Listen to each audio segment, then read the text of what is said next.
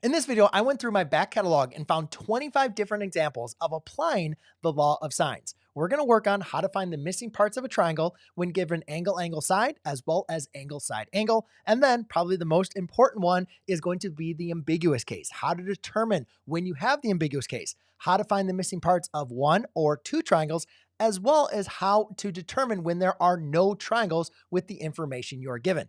All of these examples I have hand selected to help you with your understanding of the law of sines. So after you're done with this video, you're going to have confidence in enjoying and learning the law of sines. I hope you enjoy. So when doing a law of sines, before you guys Matt asked a question like, what if you have this and this, can you still use law of sines? So my best recommendation when you guys are given homework problems that are in this format is to create a triangle. So I'm just going to draw a triangle.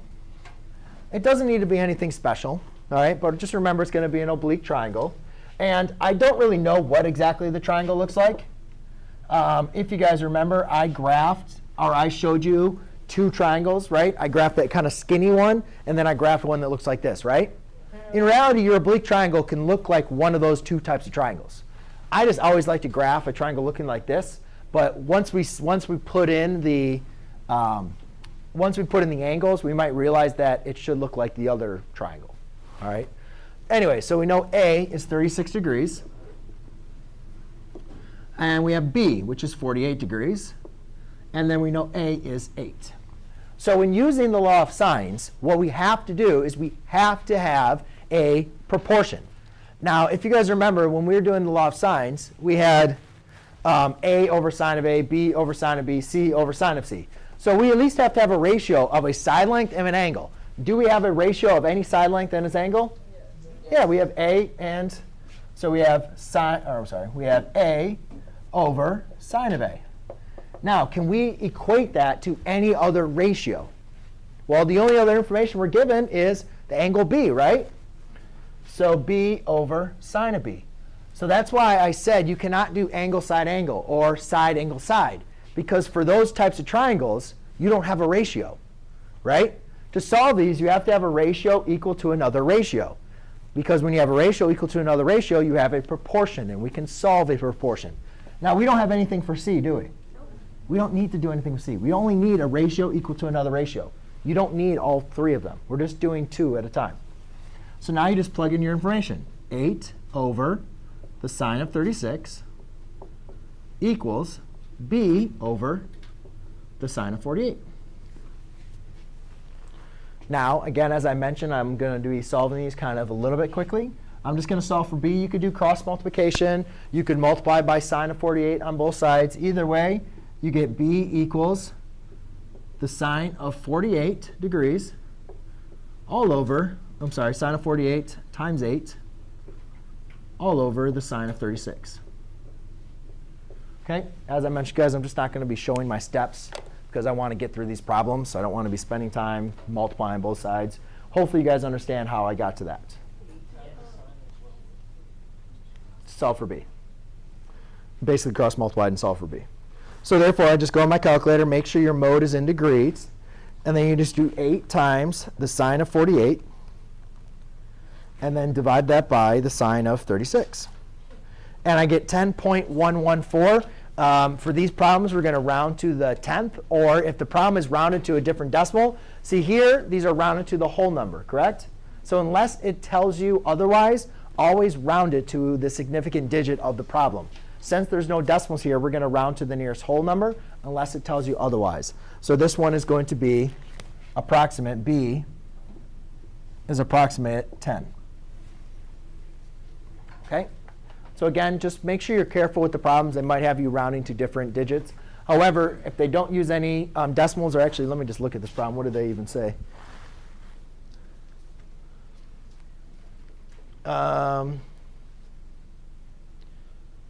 They said round to, I always like to round to the 10th, so let's just approximate it to 10.1. I have a question. Yep.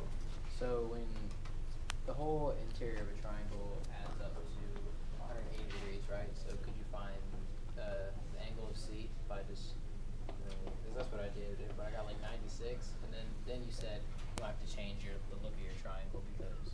Right. Well, that's what we're going to do. Okay. So now, exactly what James was getting into, which you'll do for it doesn't matter which case. Well, all right, so we found B, 10.1, right? Great, congratulations. We still need to figure out something with C. So again, we have to know the sum of interior measures of a triangle. We know that all the angles in a triangle add up to 360 degrees. I'm sorry, 180. So you could say that the angle C is equal to 180 minus 36 minus 48. Would you guys agree with me?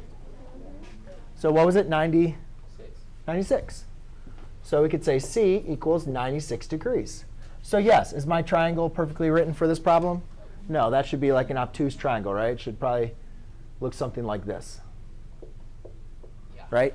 It should look something more like that. But it's OK if you guys don't initially. I would just say, I still under recommendation, I always like to sketch a triangle, just at least so you have something visual. At least for me, that's how it best works. Well, now I need to figure out, again, how to solve for my side C. Well, now I can use, again, a ratio. I always like to go back and use my original measurements rather than using B, because I solved for B. Just in case I did something wrong, I'm going to go back and use my measurements for A. So I'll do A over sine of A. And if A over sine of A is equal to B over sine of B, which is equal to C over sine of C, therefore, A over sine of A is also equal to C over sine of C, which I believe is the transitive property in algebra. So therefore, this is going to be C over sine of C, but sine of 96 degrees. And A is actually 36. So therefore, C is equal to 8 times the sine of 96 degrees all over the sine of 36 degrees. How do you recommend solving this? Cross multiplying or multiply by? I mean, all I know is I just need to multiply by sine of 96 off the denominator. So I just multiply by sine of 96 on both sides. I didn't have to cross multiply. You could, but I mean, So we do sine of 96 on both sides. Yeah, you get C equals. Right. So you didn't even have to I mean, you can cross multiply. It's just extra work, though. So 8 times sine of 96, and then divided by sine of 36 equals 13.5, which we're reducing. And the last step we want to do, guys, is just make sure that the side lengths look right. That this looks like, I mean, forget about what the picture looks like. But does the side length compared to the angles look about right? Should the largest angle have the largest side length across from it? Yeah. Right? OK. Everything else looks pretty good, though, right? Yes? Does it matter what kind of triangle we draw? No, I always just draw this no matter what. You guys obviously, hopefully, realize that the triangle would look like this rather than like that, right? That's just me. I just always draw this triangle first. All right. So we have this triangle. All right, and we notice it's not a right triangle, so we can't use our general, just trigonometric terms or even the Pythagorean theorem.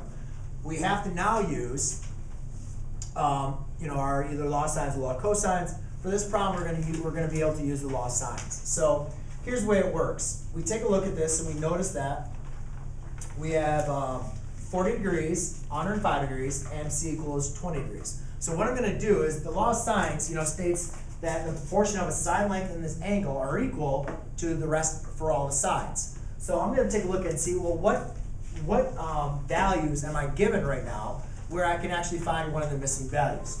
So I look at this, I'm given angle B, which is 40 degrees, and I'm also given angle C, which is 105, and I'm given the side length C, which is 20. Okay? Am I given anything for A at this current moment? No. So obviously, guys, when learning solving proportions, it's just a ratio equals another ratio. So we're going to eliminate we're going to eliminate the A right now, and just focus on trying to find the value of B, which is the length B. Okay. So here we have a proportion. A very simple way to solve a proportion is what a lot of people like have ingrained in their memory, which is to cross multiply. Okay, so a very easy way we can cross multiply. When I do that, I get B sine of 105 equals 20 times sine of 40, right? Now to solve for b, I'll divide by sine of 105 on both sides. Okay, so therefore b equals, and just make sure when you guys are plugging this in your calculator that you close your parentheses. So I'm going to do 20 times sine of 40, close parentheses, divided by sine of 105. And I didn't get up 13.30. I'm going to round to the nearest hundredth for the problem. So 13.31. That's lowercase d, I'm sorry. So that equals 13.31. All right? So now we need to figure out what our a's and our a are, right? We're kind of stuck here. We don't know what the angle is, nor do we know what the side length is. Well, going back to our geometry days, we can remember that all the angles in a triangle add up to 180. So I can write a equals 180 minus 105 minus 40, correct? Yep. Right? So therefore, angle A equals 35 degrees.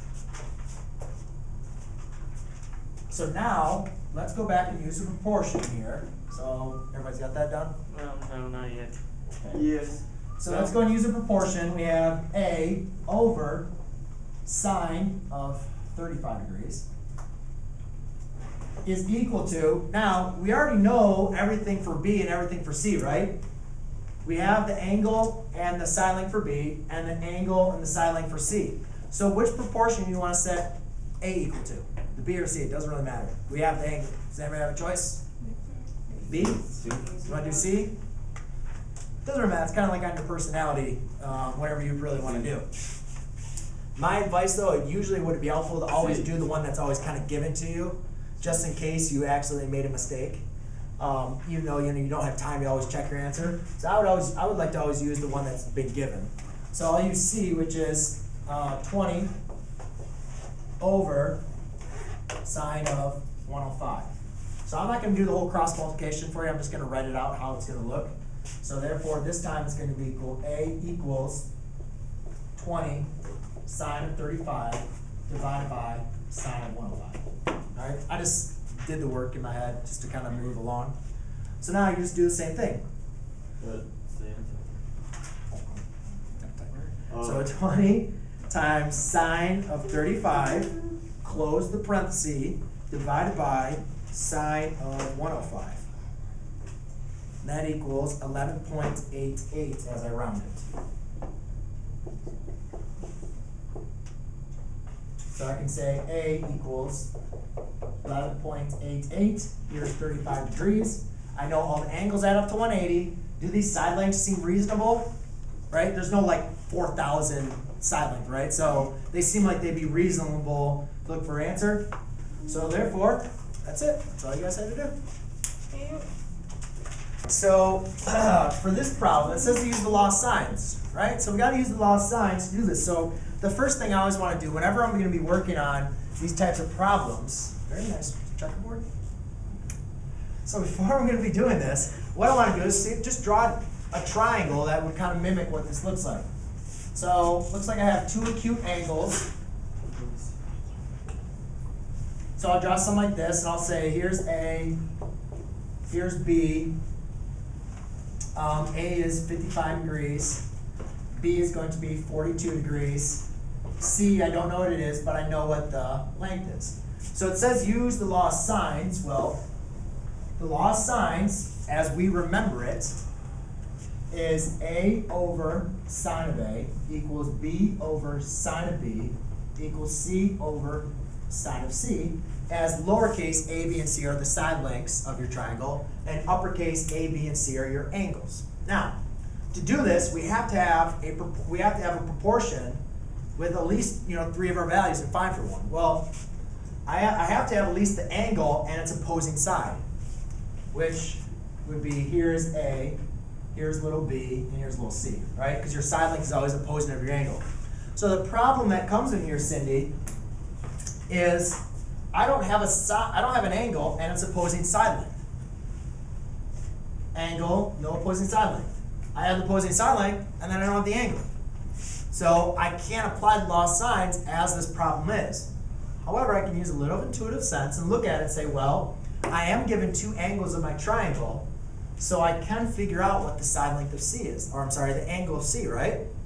So we just got to think a little bit to think about, oh, well, I can figure out what the sine of C is. So all I do is sine of, or angle C is equal to 180 degrees minus 55 minus 42. And so those two added up together give me 97. So therefore, C is going to equal 83 degrees, right? Little degrees in there. So C equals 83 degrees. So now, I can apply the law of sines.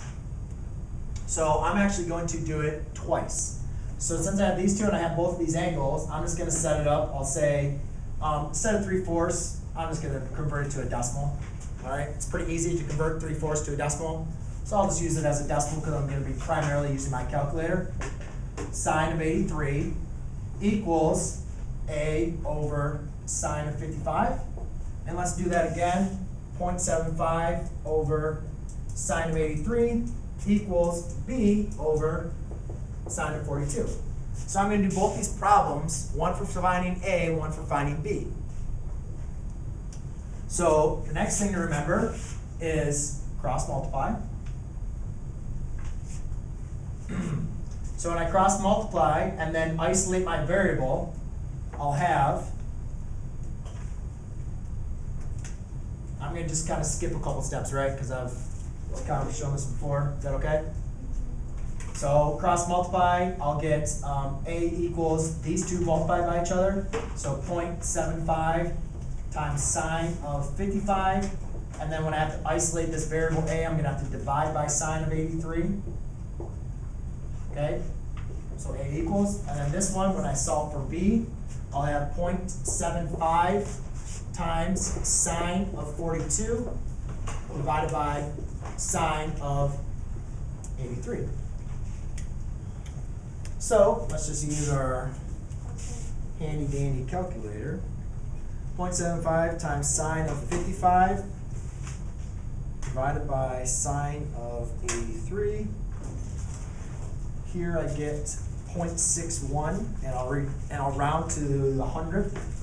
So I have 0.62. And then for B, when I do 0.75 times sine of 42 divided by sine of 83, I get 0.5, round to the nearest hundredth, that's 0.51.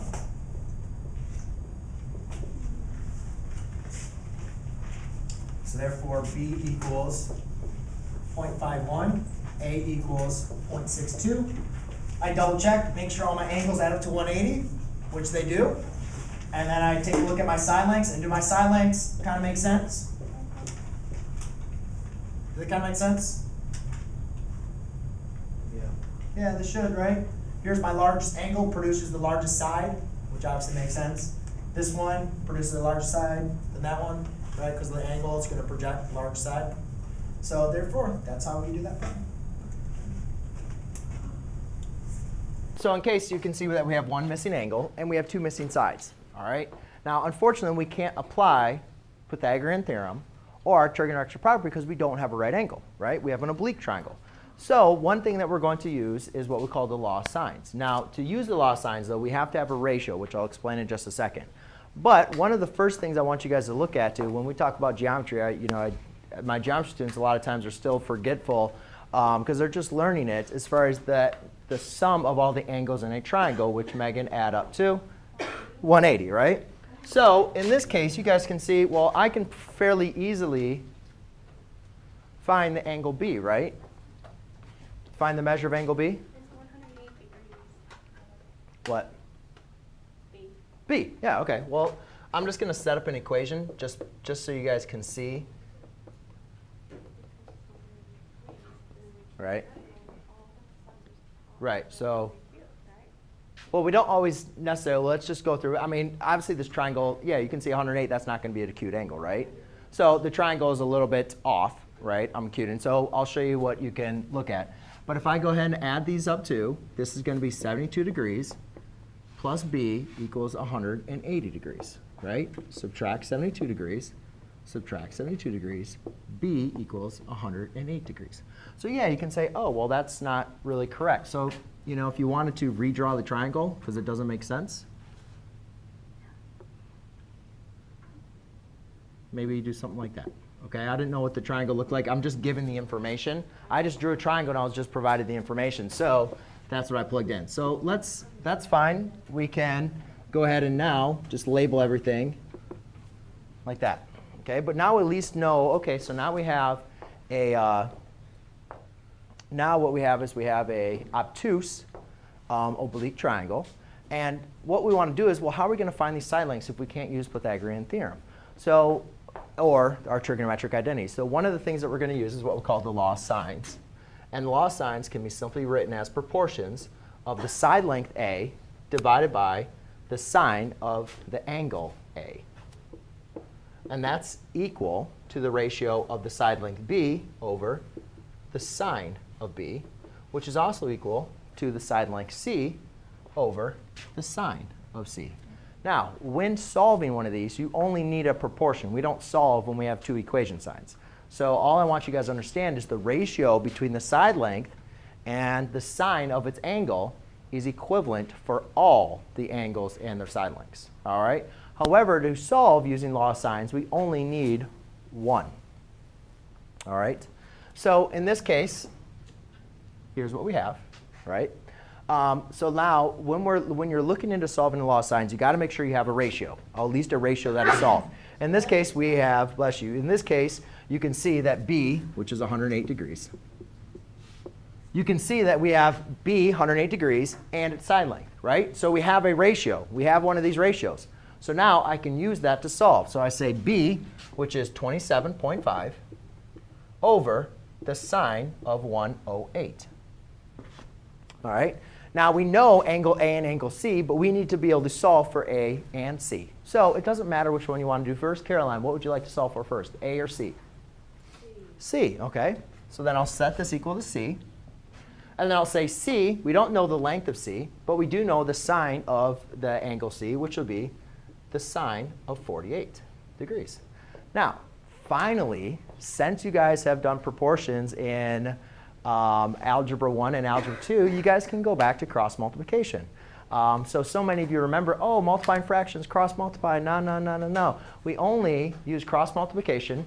Kobe, I'll give you one warning. Put it back on top of your desk. The next time, I'll just have to take it away from you. So the next thing, so now we get to go ahead and apply cross multiplication. If you guys remember the cross multiplication, go over here and there. All right? So I'll work out the first one for you, but then from now on, I'm going to kind of do it in one step. But I'll do this step by step. So we multiply across, so that's 27.5 times the sine of 48 equals C times the sine of 108. Well, again, we're trying to solve for our variable C, so I'll divide by sine of 108.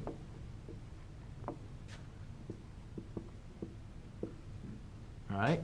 So therefore, I can say C equals 27.5 times the sine of 48 degrees all over the sine of 108 degrees. Does everybody see what I did there? Okay? So now, to solve this, or to find actually our value of C, I'm simply just going to take 27.5, multiply it by the sine of 48, and divide that by the sine of 108. And what you guys will get is 21.49 as you round it. So C equals 21.49.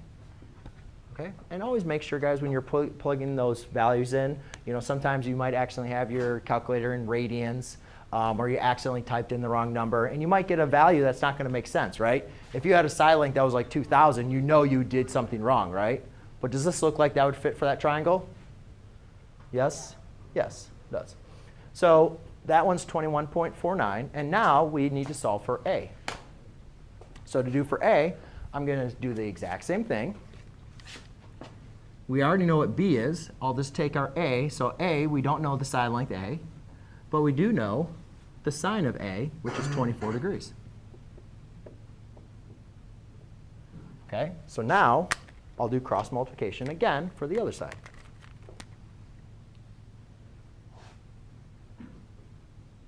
All right, and as I mentioned, I'm going to break this up really simply just in one step. So therefore, a, in this case, is equal to 27.5 times the sine of 24 degrees all over the sine of 108 degrees. Does everybody see how I just kind of skipped steps to show how my work? Here I broke down all the steps, but you guys can see you're going to do this over and over and over and over again. So yes, if you need to do this to find it, that's fine. But pretty soon you'll get to going how to skip to this step, which would have been the exact same if you would have just followed along. So therefore, to solve for my side A, I do 27.5 times the sine of 24 divided by the sine of 108. And I get 11.76.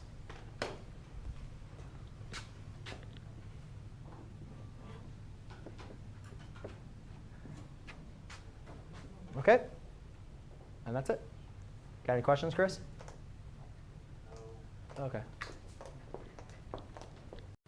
So in this case, ladies and gentlemen, what we're going to do is they're asking us to find all the side lengths and all the angles. But the problem is, in this case, is we do not know, we don't have a right triangle, right? So if we don't have a right triangle, we can't apply what we have previously learned. The only thing that we have been taught now is we have the law of sines, which I can say sine, or A over sine of A, equals B over sine of B, equals C over sine of C. All right, but to apply the law of sines, we have to have one of these ratios. And the problem that we have right now is we know B, the angle, but we don't know the side. We have the side C, but we don't know the angle C. We know the angle A, but we don't know the side A. So it goes back to one of our great questions is, well, what do we remember about a triangle, especially the sum of all the angles in a triangle add up is, all the angles add up to, I was just waiting for Michael's lips to move. 180, right? Yeah. So I'm going to write in the formula for you guys.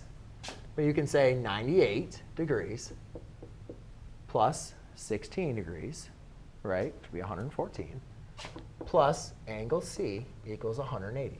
Now, you guys can do this in your head, do it in your calculator. Just want to make sure you guys understand at least the general formula first. So that's 114 plus C equals 180. Subtract. C equals 66.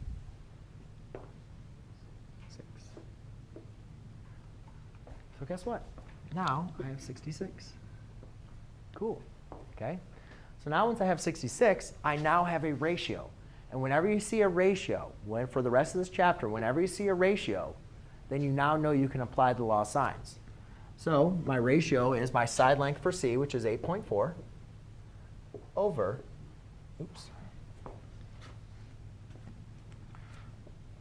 over the sine of 66. All right? And now I just need to say, well, you don't need to solve all these, okay? All you need to do is just do one at a time. So I will do B. So I do not know what B is, but I do know the sine of 98 degrees. Okay? So do you guys see how I just set up one ratio? Because you don't want to set up one ratio. I set up one proportion. You don't want to set up two proportions. You only want to do one at a time. So I have B now is my length that I'm going to solve. Now, some of you guys have been waiting since Algebra 1 to be able to do this stuff again. So remember, when you have a proportion, to solve a proportion, we use cross multiplication. That is the only time we're going to use cross multiplication. And it is just a nice fancy name to remember how to solve a proportion using inverse operations. All right? Just remember, we do not multiply fractions with cross multiplication. So I cross multiply. Oops. All right, so what am I doing? It goes like that. So now, when I multiply these out, I'm actually going to do the work over here. I have B equals, B times sine of 66 equals 8.4 times the sine of 98 degrees.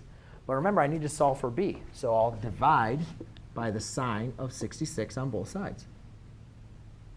So therefore, b equals 8.4 times sine of 98 divided by the sine of 66. Now, ladies and gentlemen, be very, very careful when you guys are applying these rules. Because you're going to want to, remember I told you about rounding to the 10th.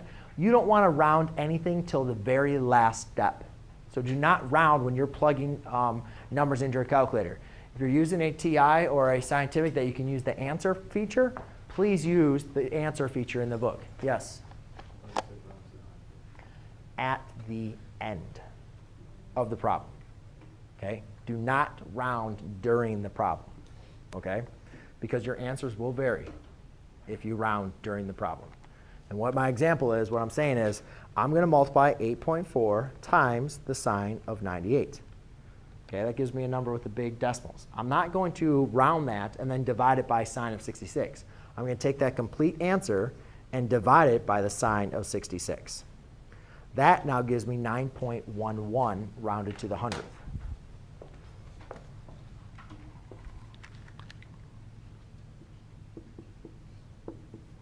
Okay, so now I can say that b is 9.11.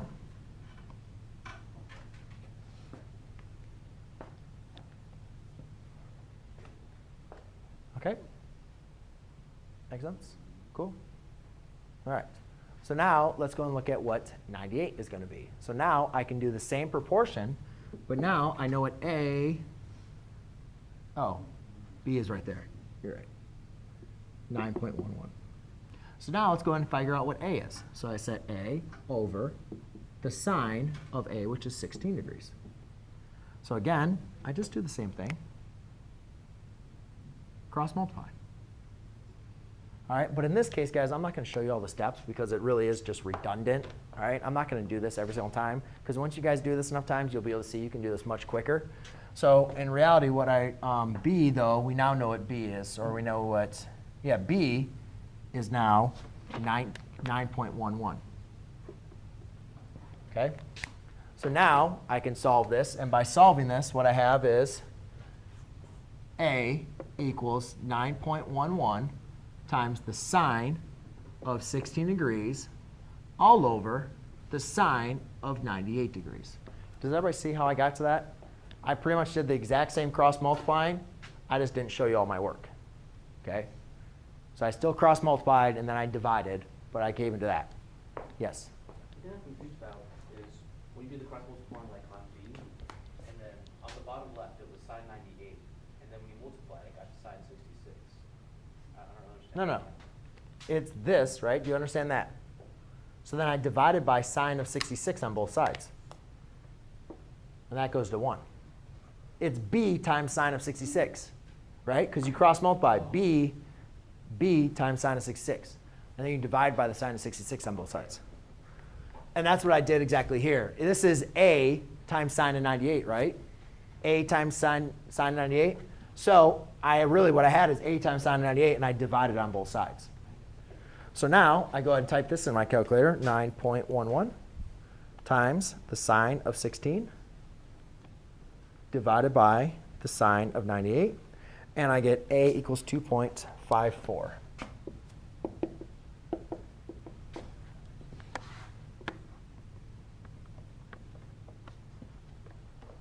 And there you go. Cool? That's it. So based on the information, the first thing you're going to want to do is draw a triangle. Now, many students go ahead and draw the triangle like that's on the board. They put 40 degrees here, and then they say a equals 54, and they put b here, that's 62, and then they recognize there's nothing for c, right? Now, if you guys remember from last class period, what I told you was those triangles are fine, but you can't, I just wrote on you, sorry about that. You guys you can't just say that's how my triangle is always going to look, right? You got to be flexible, all right? Yes. So one thing that I did talk about in this class was when we recognize this as a side-side angle, the ambiguous case, we do want to draw a triangle so it looks like this. angle, side, side. Draw it so it looks like that because my notes that I gave you in our describing of the situation, all the triangles look like that. And that's the way the triangles are going to look again for me to explain why this makes sense. So what I'm going to do, well, I don't have my triangle look like this. Well, guess what? Just swap your angles, right? Make this C and that B. Now it's an angle, side, side. Does everybody follow? Yep. OK. Now, what we did last class period, if you guys remember our warm-up, is I gave you guys, I said, find the height. So what we did is we found the height. And let's say we called this A. And let's call this B now. And then we said, well, guys, if we're going to find the height, then we could say that the sine of A is equal to h over b. So therefore, h equals b times the sine of A. Right? And we did this. And the reason why we found height, the only reason why we found the height, was so I could show you guys where the area formula came from, as well as where the law of sines formula came from. Yes? We didn't use the height to solve any triangles. OK? And I'm not going to want you guys to use the height to solve triangles. However, the height is helpful, though, when we have this case. Because if I know the height is really just the near side times the angle, I can say this height here, I can just say h for this problem is just going to be 62 times the sine of 40 degrees. That's really quick and easy and fast for me to go ahead and type into my calculator. Wouldn't you guys agree? Yeah. Wherever my calculator is, there it is. So why don't we just type that into our calculator to make sense of this? So I just type in 62 times the sine of 40. And I get h is equal to a 39.853. Now, what is the height going to help us out with? Why would I want to know about the height? Well, again, the math to find the height is fairly simple. Just plug that in. Now, again, let's look at our cases. Because, again, angle side side was not a congruency statement, right? It does not prove congruency. And so what it does is it doesn't give you enough information. It doesn't give you enough information to know what type of triangle you have.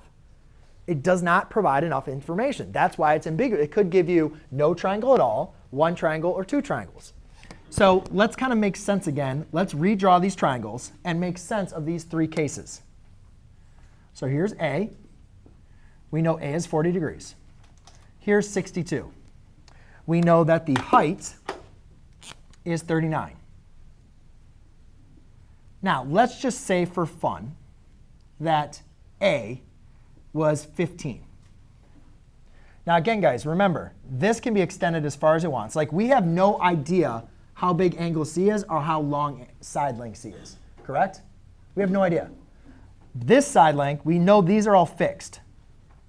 So therefore, I could basically rotate this angle any way I want to. Now, however I rotate this side length, am I ever going to create a triangle? No. So one thing we recognize is if we find the height and we recognize the height is bigger than the opposite side, there's no triangle. So the question that I will ask you is, does this information produce a triangle? Well, in our problem, we found the height to be 39. We see that that's smaller than that side. So we know there at least is a triangle, correct? So we can continue moving on. So if it was a multiple choice question, we know that no triangle exists is not the correct answer. So let's move to the next situation. Again, here's A, 40 degrees. Here's 62, which is B. And then let's pretend, so we have A is 39. Let's pretend instead of this being 54, let's pretend this is 100.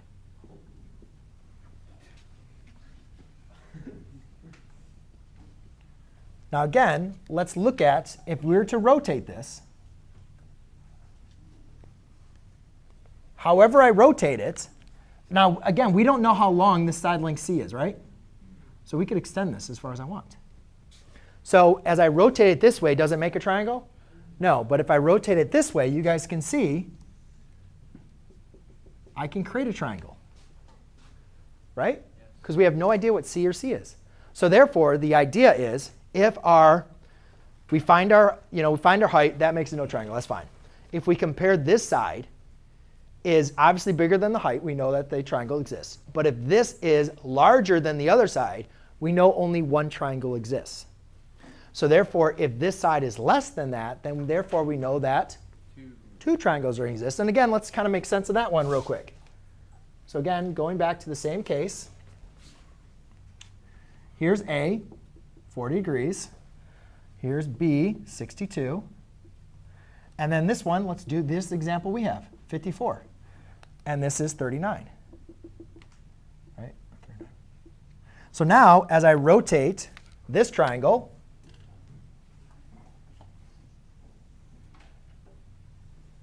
you guys can see that as I rotate it in, since that side length is shorter, since this is shorter than that, you can see that it's going to create another triangle. That's why there's two triangles that exist. There is the obtuse triangle and the acute triangle. So the only reason why I was telling you guys to find the height, or what we used the height in there, was if I was to give you this problem, is it 1, 2, or no triangles? I think finding the height, like look at this problem. You find the height. Is this bigger than the height? Yes, there's one triangle. Is this shorter than that side? Yes, so guess what my answer is? 2 triangles, done. OK, move on to the next problem. You see how quick that was? Right? That was fast. We like that. I think that's easy to understand and easy to do. First thing, and again, if you guys aren't following me along with my calculator, for time purposes, I'm just going to be saying out loud, but I will show my calculator. I will post everything on my TV here for like the following problem. OK. So first thing, I notice this is angle side side, right? Ambiguous case. Couple things. That means I could have 0, 1, or 2 triangles. And also, I'm going to want to create my ratio with my sides up top because I'm going to be solving for an angle. So again, I see I have a ratio over here. So first thing I want to do, though, is draw my triangle. And I'm just going to say this is case number 1. Because when you have an ambiguous case, when you have that side-side angle, you have no triangle, which we just did, 1 triangle, which would only be case 1, or 2 triangles, which is case 2, which I'm going to do. OK? But we don't know what that other triangle is. So right now, let's just solve 1 triangle. So here's 38 degrees. No, that's 38 degrees. A is 16. B is 17. OK, so that's what we're given. So the first thing I realize is I should probably find A, right? That makes sense? So we'll do sine of B over 17 equals sine of A over 16. Sine of B is 38 degrees. Does everybody understand why I chose that ratio to do first? Yes? Yeah, because that's what we're given. You have to use it. I mean, to use the law of sines, you have to have an angle and its opposing side, right? And we're solving for sine. So we're solving for an angle. So I want the angles to be in the numerator. So I want to write the ratio like this rather than that other ratio. OK? Now I'm just going to multiply by 16 on both sides. And I could say the sine of A is equal to 16 times the sine of 38 all over 17.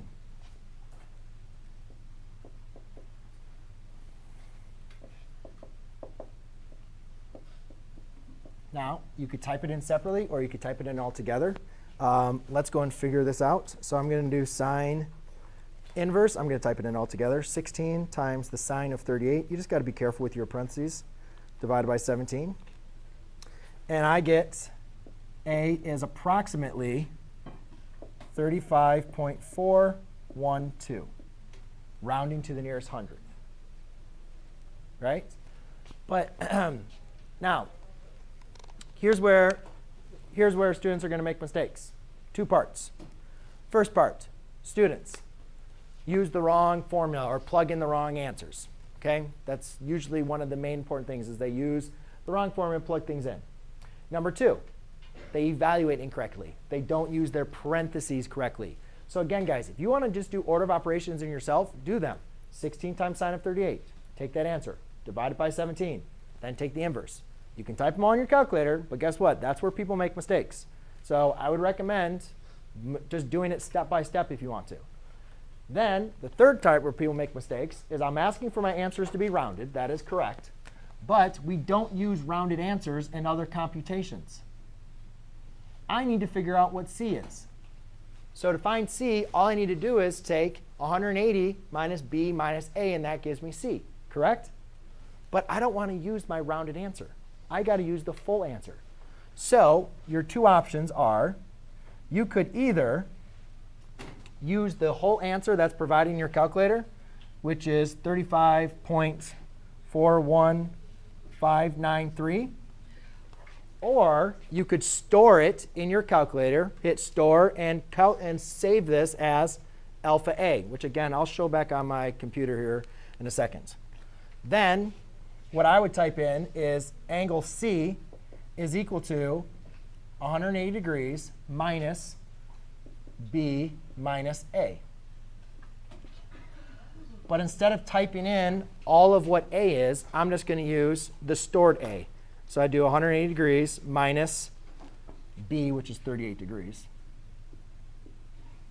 minus 38 minus alpha A. And I get C is approximately 106.5884067. But guys, again, I want to round that.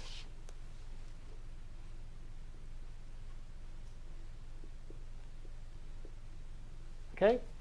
However, I still need to use this in my calculation. I still got to use this in my calculation, right? Because I got to find out what the side length C is. I don't want to use this angle. Because if I use this angle, I could get that. I'm using a rounded answer. We don't use rounded answers. We need to use the whole answer. So it's either you retype that whole number in, or you get that answer and you just hit store alpha C and store that answer as C. Store alpha C. Again, I'll show it up there. So now, if I want to find my last angle C, I'm going to type in. So now I'm going to flip the ratios. So I'm going to do 17 over the sine of 38 equals C over the sine of my stored C. Does everybody see, though, why I'm using the ratios flipped? Did you guys see this? Because I want to, whatever I'm solving for, I want to be in the numerator. Yes? I don't understand how you got the C. Like, I typed that in my calculator, but I didn't get that. Did you store A? Yeah. Let me see your calculator. You didn't store A. You stored, no, you stored, no, you did the sine inverse you stored here. What? So, Sine inverse alpha A. There you go. So you stored this. You have to take the sine inverse of it. So what I did, the 35, I got that. yeah, but after you take the inverse of it. Oh, You had to take the inverse of A. And now that's your answer. So now I'm going to store that for you.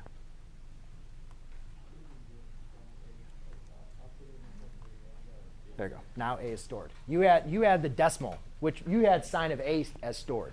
You needed to take the inverse of that. OK? Yes? Because this is stored C. If you wanted to, you could write in what C is. 106.5884067. That's just a lot to type in the calculator, isn't it? So what I do is I store that answer in my calculator, which, again, I will show you. So therefore, you guys can remind it. But it just makes life a lot easier. So now, because you guys can see this problem, we're not even done with solving the first one. We still have another case that we need to check, right? So when I do this now, I can solve for C equals 17 times the sine of C all over sine of 38. So in my calculator, I'll do 17 times the sine of alpha C divided by the sine of 38. And I get little c is 4633519, which rounded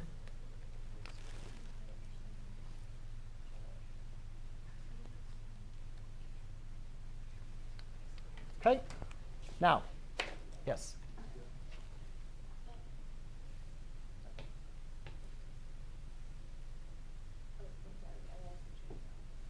Just remember, this bracket C is stored in my calculator. That bracket C is this.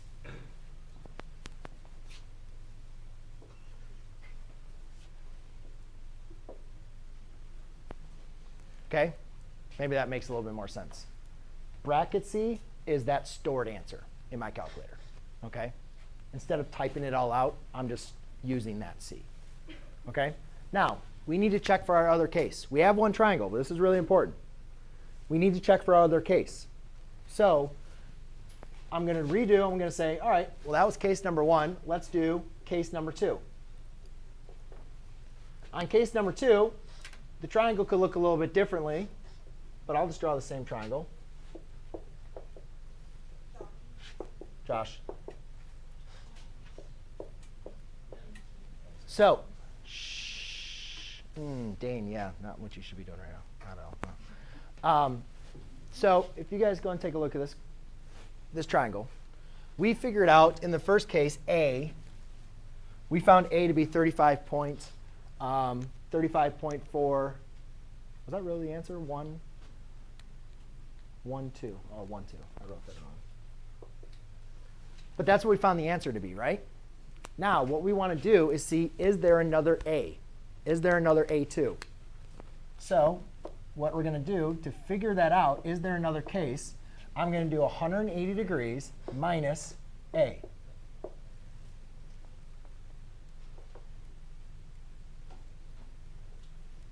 So all you're doing is 180 degrees minus that first angle that you found.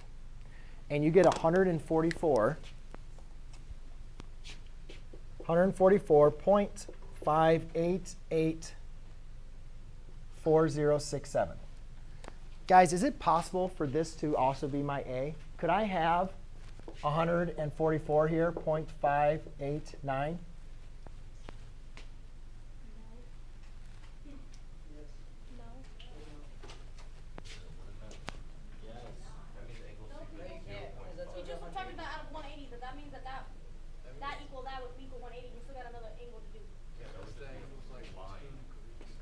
Right, so if you guys look at, in this case, what you guys can see is if they are subtracting out, we only have one case in this example, right? So therefore, because this would add up to more than 180, right? Which I thought this problem, unless I wrote it down, B equals, oh, I wrote down the wrong, wait, I did 20, right? B equals 38.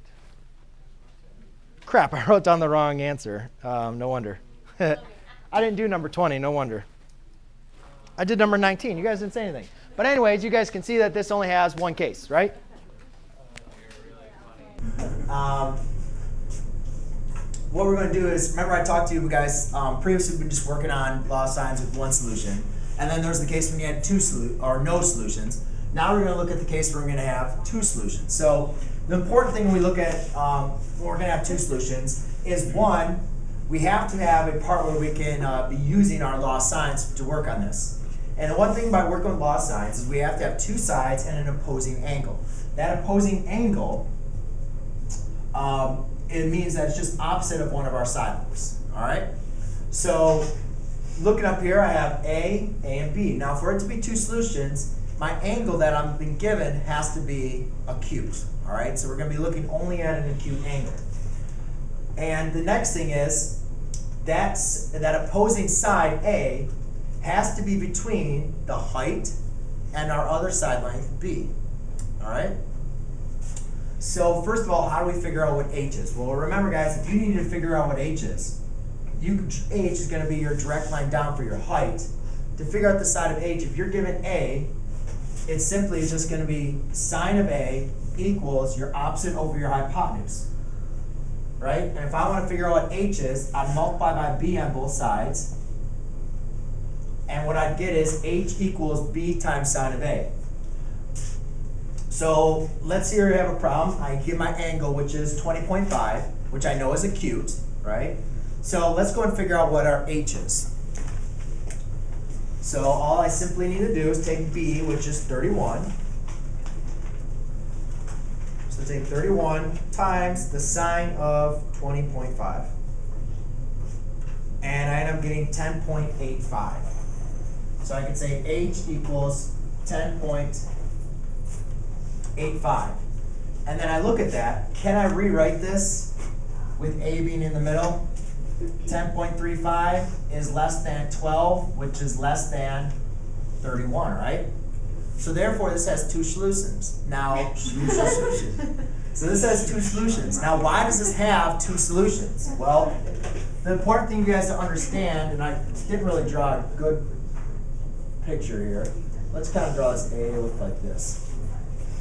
Well, the reason why this has two solutions is if you were to kind of think of this as like a hinge, all right, this could rotate back, and you could also, as long as my angle A is the same, the height would still be the same, but you could also draw another triangle that would look like that. That would be more of this oblique look like that, with this as a obtuse angle. Does everybody see that? So when you have that angle and B and A, you could write it like this, or as long as your A is between the height and your B, you can write it as two different sides. Okay? So that is the case when you have two solutions. So now you guys have an opportunity when you're given your problems to look for certain constraints to determine if it's no solutions or two solutions, or one solution.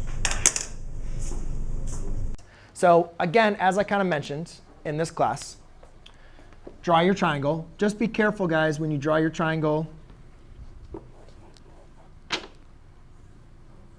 like this.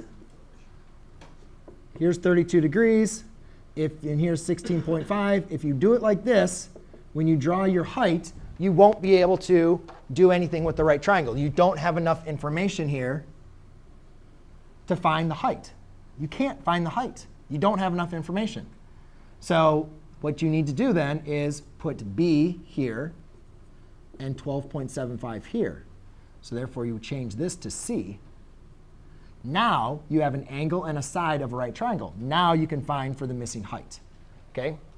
So hopefully you guys recognize, based on our relationship, I don't need to do a trigonometric ratio. I can just jump to, hold on, h equals 12.75 times the sine of 32 degrees. Will you give me an answer, or you have a question?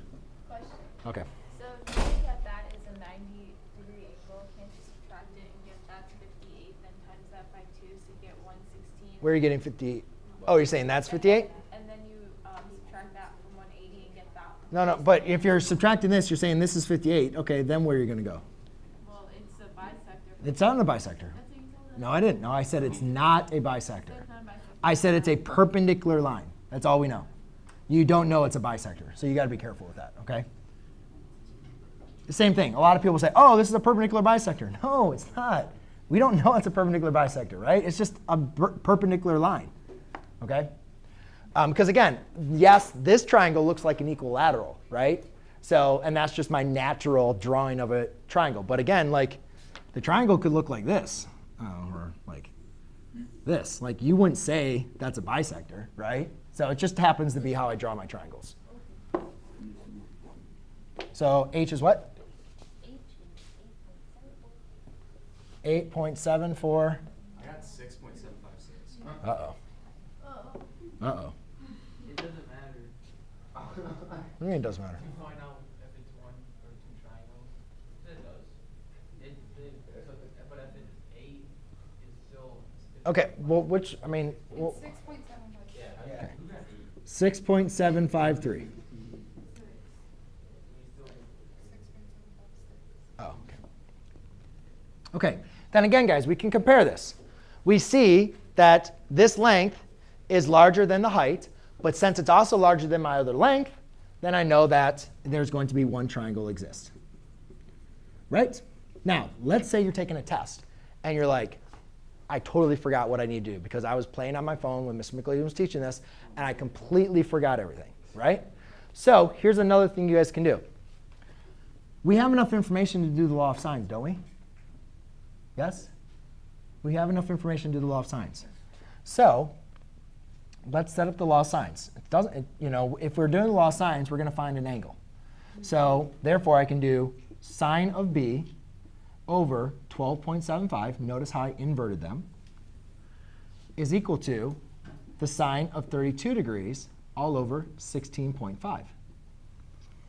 So now I got to solve for b, right? So I have sine of b is equal to 12.75 times the sine of 32 all over 16.5.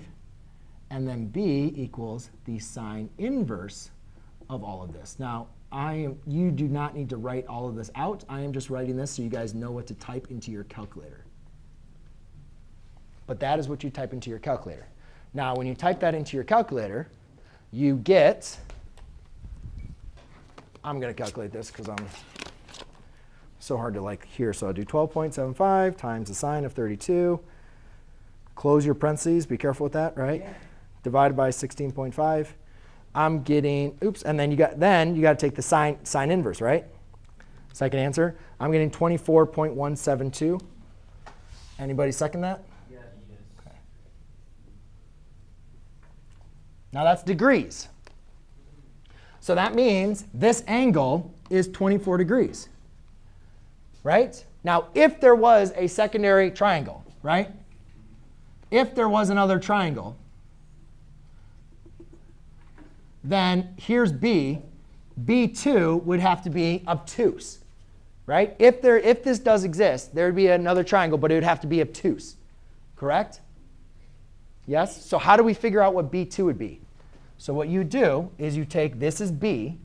To find B2, or to find this possible second triangle, or angle in the second triangle, all you need to do is take 180 minus B minus your B. So I just take 180 minus my last answer, or you could store it if you wanted to. And I get 155 degrees, 0.83. Now here's the thing I want you to understand. Does it make sense for me to have another triangle? Does it make sense for me to have another triangle where A is 32 degrees and B2 is 155 degrees, roughly, 0.83? Do those numbers make sense for a second triangle? No. No, because they're over 180, right? So you can do the H stuff, which I prefer. But I'm telling you, you guys don't need to like if you get stuck on it, just do the law of sines, figure out your missing angle, subtract it from 180. If it doesn't work, then there's only one triangle, right? If you do the law of sines and you get an error when you compute it, you either typed in something wrong or no triangle exists. All right, so again, this one, guys, we can create our triangle. Now again, this is what's important. I don't want you guys to get stuck on, oh, A has to be in the bottom left-hand corner. We can change it around. So I'm going to I want the angle that I know to be here. And therefore, this is 9. And then I want this side length to be 18 here. Right. So by writing it like this, I recognize this to be a angle side again. It's an ambiguous case, right? So if I'm trying to determine 1, 2, or no triangles, I got to figure out, all right, well, one way I could do this is I could figure out what the height is, right? I know if the height is bigger than this side, right, then no triangle exists, correct? So let's figure out the height. Now the height in this case, by using law of sines, what we figured out, right, if you use the sine ratio here, sine of 30 degrees is h over 18. So therefore, height is 18 times the sine of 30 degrees. Right? And then since you, yeah, which is what? 9 point what? Just 9. Really? It's a right triangle. Oh, it's a right triangle. So h is equal to 9. So therefore, what we have is a one right triangle. Well, the question was, is there 1, 2, or no triangles? Right? Now, automatically, do you guys see I only have one angle, right? So I know I'm going to want to have my sines above my angles above my sides. And I can create a ratio here with B and C. So I'll do sine of 82 degrees over 17 equals the sine of big C over small c, which is 15. Multiply by 15 on both sides to isolate my sine of C. So I have sine of C is equal to 15 times the sine of 82 degrees all over 17. Calculator. So now we go ahead and type in, get in our calculator, and we simply just type that in. And we say 15 times the sine of 82, close my parenthesis, divide by 17.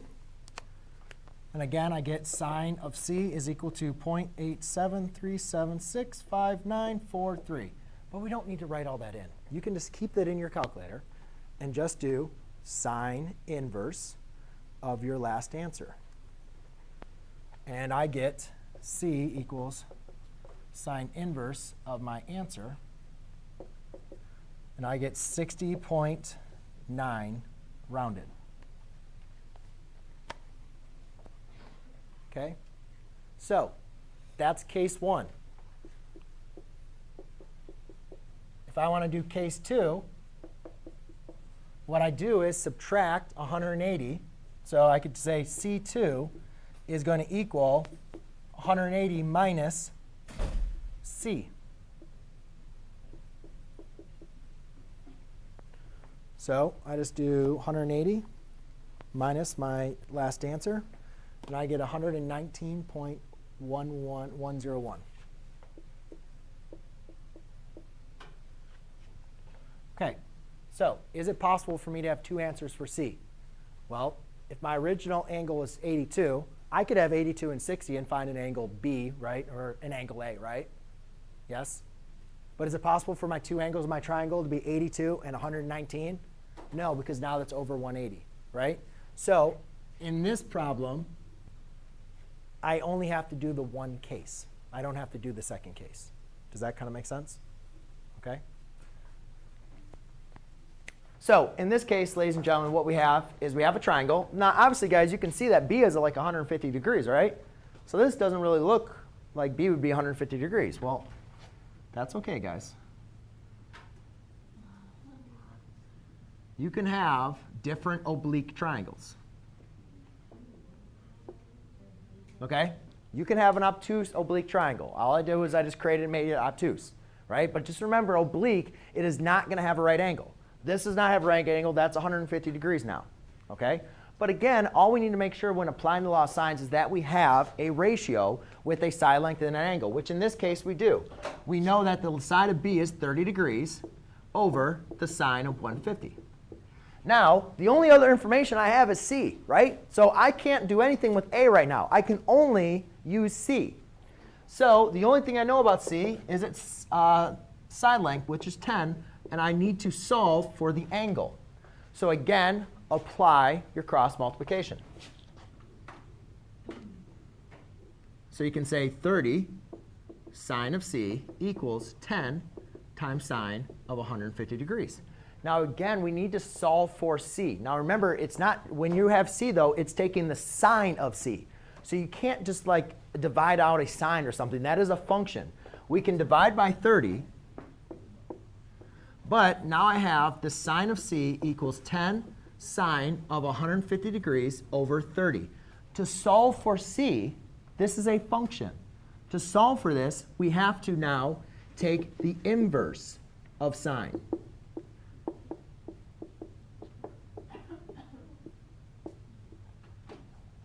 OK? Yes? Was it wrong for me to simplify 10 and 30? No, you can simplify that. It's not going to be a problem. I just wrote it out. But yeah, you can definitely reduce that down. So now, all I can do is take sine of 150 divided by 3, right? Which is that simplified? So I can just take sine of 150 degrees divided by 3. Then I take the inverse sine of that. And that gives me 9.59. Again, for this chapter, we are going to be reducing down to the hundredths.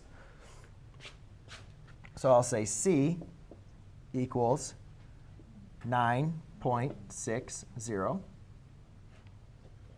All right? What if I cross out the sine and got 10? Huh? What if I cross out the sine and got 10? Well, cross out the sign. Or cross out the sine and I just do the inverse? I don't know. I'd have to go and look at your answer. Any questions from here? Because we're not done. Mikhail, we're not done. We're not done. Oh, OK. So now I know what C is, and that's a degree. So now I can say C is 9.60 degrees That's 150 degrees. Now I'm going to ask you guys a question. This is going to be my precluding question. Is it possible to have more than one obtuse angle in a triangle? Yeah. Is it possible to have more than one 90-degree angle in a triangle? No. Remember that. Okay? It's not possible to have more than one obtuse angle, right? So does this seem fitting that that's 150? I know that this can't be larger than 90 degrees, right? Or it can't even be 90 degrees, right? Okay, just remember that because we'll come back to that.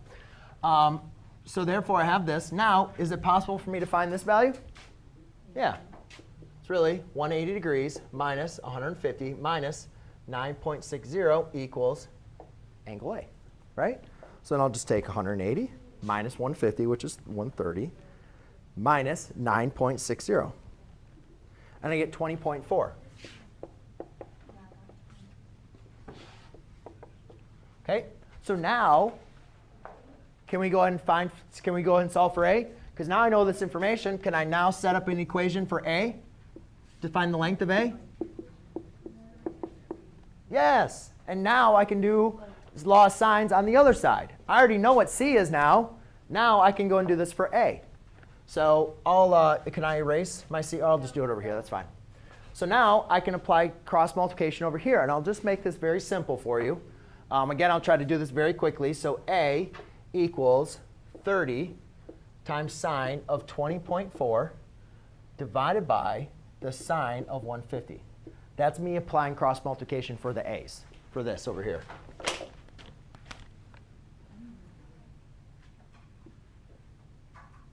Okay, that's me doing that for A. So then to solve for this, I just plug it in my calculator. 30 times the sine of 20.4 divided by the sine of 150. And I get 20.91.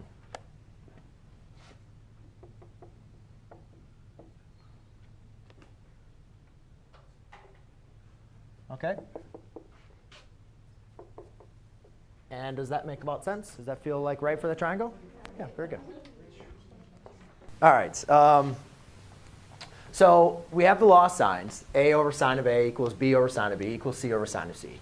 And the best way I like to describe it, when to know and to apply the law of sines, is just to look at it. And if you have one ratio, if you have a length and its opposite angle, then you know you can apply the law of sines. Does that kind of make sense? As long as we have one of these ratios and then another value, we know that now we can apply the law of sines. So simply, let's look at this, and let's just fill in what we have. Well, we have 8 over the sine of 36 degrees is equal to, now our only other value is with b. So we could say 5 over the sine of b. Now, we don't have anything with c, but ladies and gentlemen, we haven't really worked on how do you solve proportion with two equal signs, right? All it's saying is this is equal to this, which is equal to this. So any two of them that you pick are going to be equal to each other. So we don't need to include the c. We'll work on how to find c here in a second. But for right now, we don't need to worry about the c. We're just going to use this proportion to help us solve for the sine of b. So when we have a proportion, does everybody remember what we do to solve your proportions? First step, so we need to find the value of b, uppercase b, the angle. Does anybody remember proportions? Well, I'm sorry? You could. I mean, I'm going to show you what to kind of evaluate. One thing, you got to isolate the sine of b. So you got to get sine of b off the bottom. So there's a couple ways you guys could do this. You could multiply sine of b on both sides, right? And then multiply by the reciprocal on both sides to get rid of this. Or a lot of times in this just generic fashion that you guys kind of like easily remembered, but was when you have a proportion, you can cross multiply, right? That's what you want to go through with the cross multiplication. So cross multiplication is kind of like a simpler step to getting everything done. So when I cross multiply, I now get 5 sine of 36 equals 8 times sine of b. Well, now to isolate my sine of b, I need to divide by 8. So therefore, I say sine of b equals 5 sine of 36 degrees all over 8. All right? So now, let's go and spend some time. Where'd my calculator go? Oh, it's right here. So now, let's spend a little time and go through and actually evaluate what that value is going to be. So I take 5 times the sine of 36, and I'll divide that by 8. And therefore, I get the sine of b equals 0.3674 when I round it. Now, we still haven't found b, though. Does anybody remember what we do at this stage to go and find the value of b? Anything? Yeah, you got to use the inverse of this function. So you're going to take this value, and now to find b, this says the sine of this angle b equals 0.3674. So what does b equal? Well, b equals the inverse sine. b equals sine inverse of 0.3674. So now we got to take the inverse sine of this value. And that's going to give us 21.55 degrees. So we can say b is going to equal 21.55 degrees. All right, so I'm just going to round it down to the 100. So now I can say b is 21.55 degrees. Does everybody kind of follow me with that? Now we still haven't found anything with c, though. We need to find all the missing values of this triangle. Well, we're given 2 angles of a triangle, though. So once we know 2 angles of a triangle, can we find the third? Yeah, so we'll just do 180 minus 36 minus 21.55, and that's going to equal our c. Right? If you take 180 minus your other 2 angles, you're going to get c. So we take 180 minus 36 minus 21.55, and we get 122.45.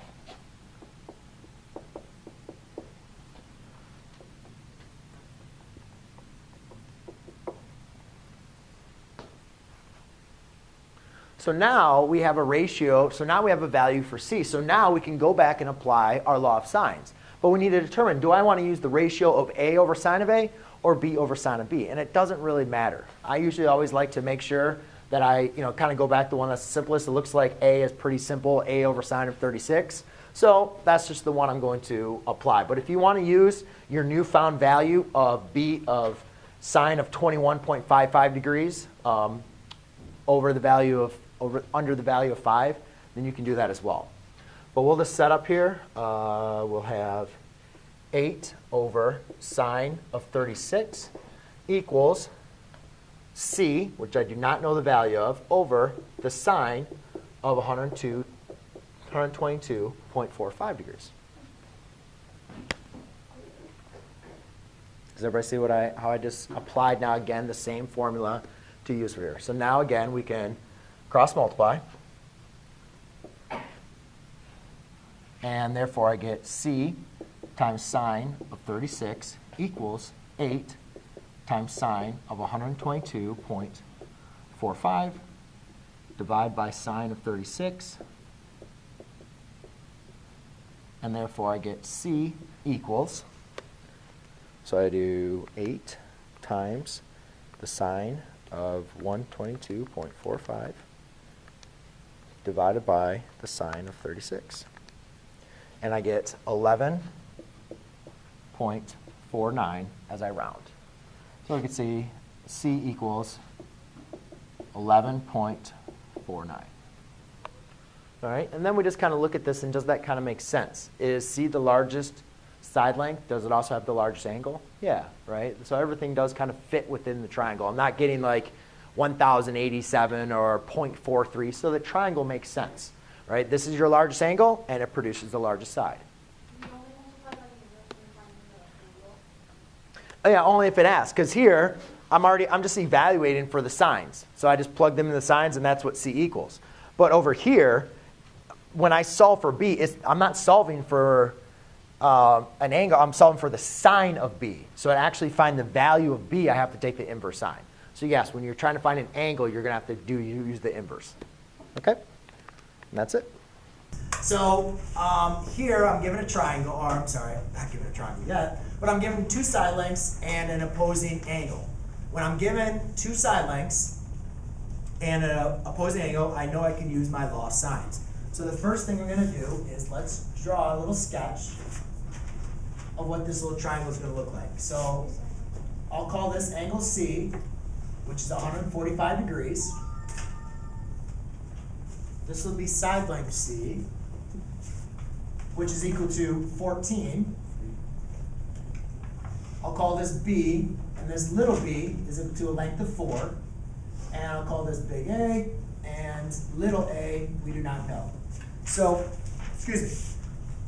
So again, like I said, whenever I'm given two side lengths, and I have an opposing angle, I can use the law of sines. Remember, the law of sines states that the length of a side and the sine of that angle is proportionally equal to another side length of a triangle and the sine of their angle over C sine of C. So that's what the law of sine states. Now, what I want to do for this problem is I know I don't know either of A, so I'm not going to want to use that first amount of proportion. The first thing I'm going to want to do is figure out B. That's my missing length, because I already have the length. I'd like to go and find out what the angle is. So I'm going to set up a proportion with the C's and the B's. I don't know any information for A or sine of A, right? So I'm just going to use this information to solve for sine of B. So what I have is B, which is 4, over sine of B, which is equal to 14 over sine of 145. So now, when we're given in this point, we need to find sine of B. So what I'm going to do is I'm going to cross multiply. So therefore, I end up with 14 sine of B equals 4 times sine of 145. And before I figure all that out, I'll divide by 14. So I have sine of B equals, let's figure this out here. So I have 4 times sine of 145, and parentheses, divide that by 14, equals 0.1638. Right? Anybody? No? You follow me?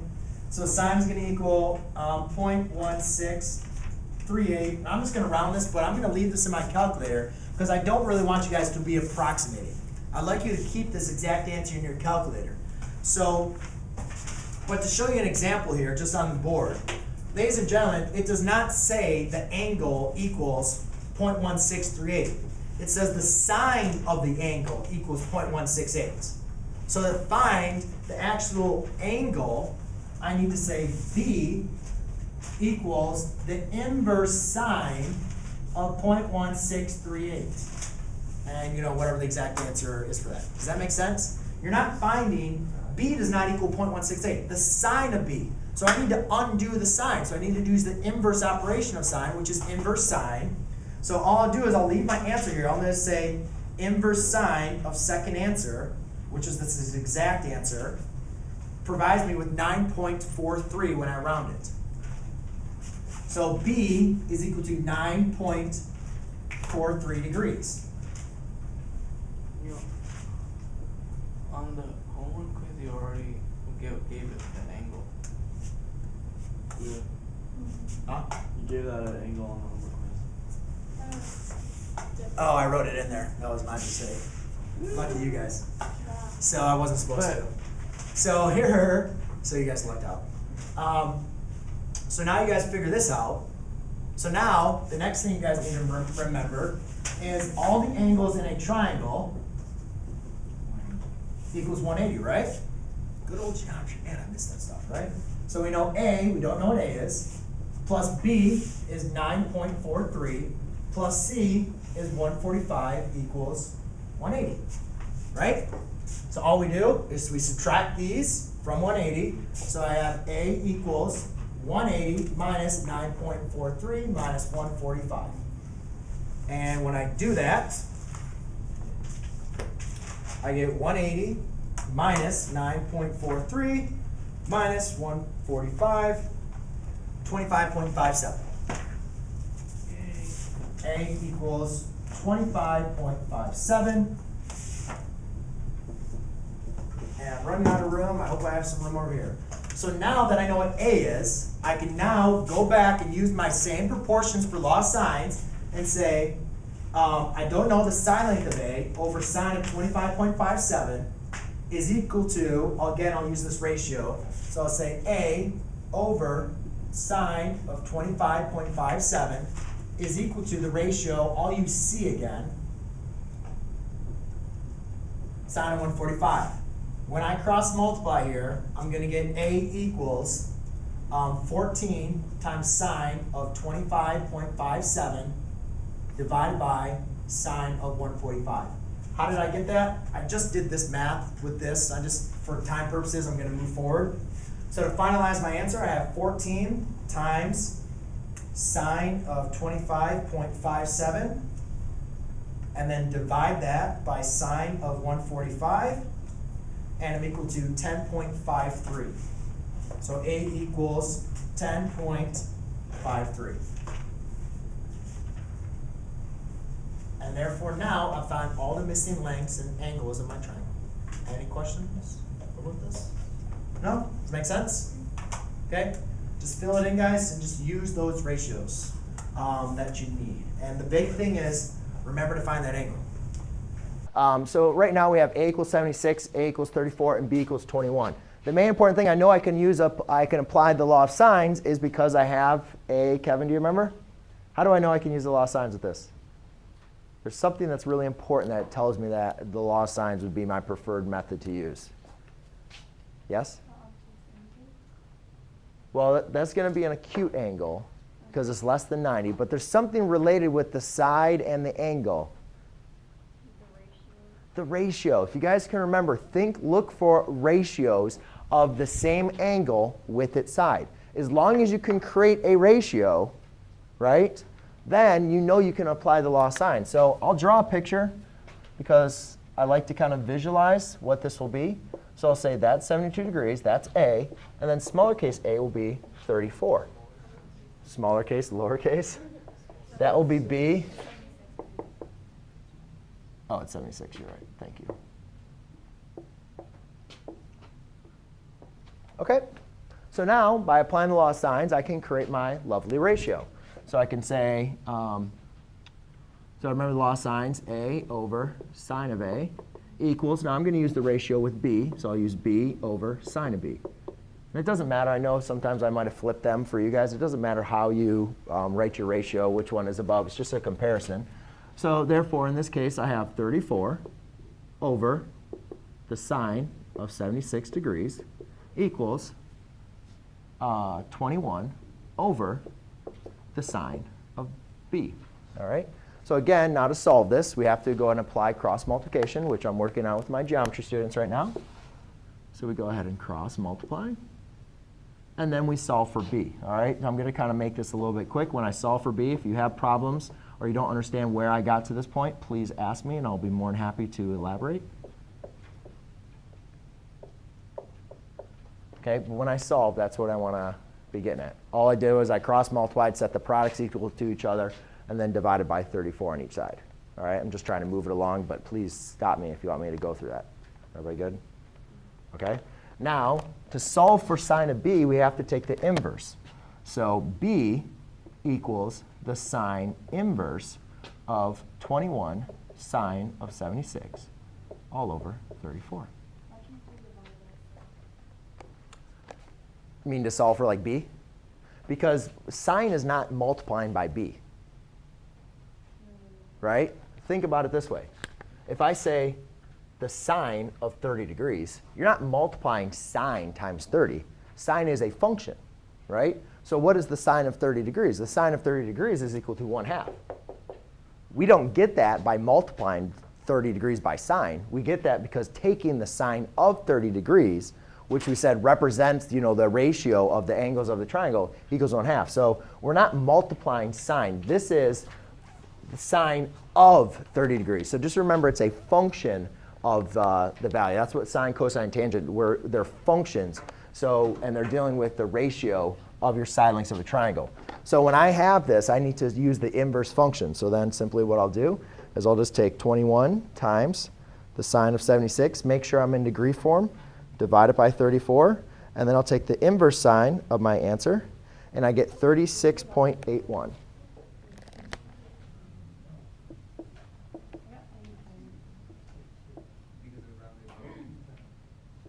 Actually, 8.2.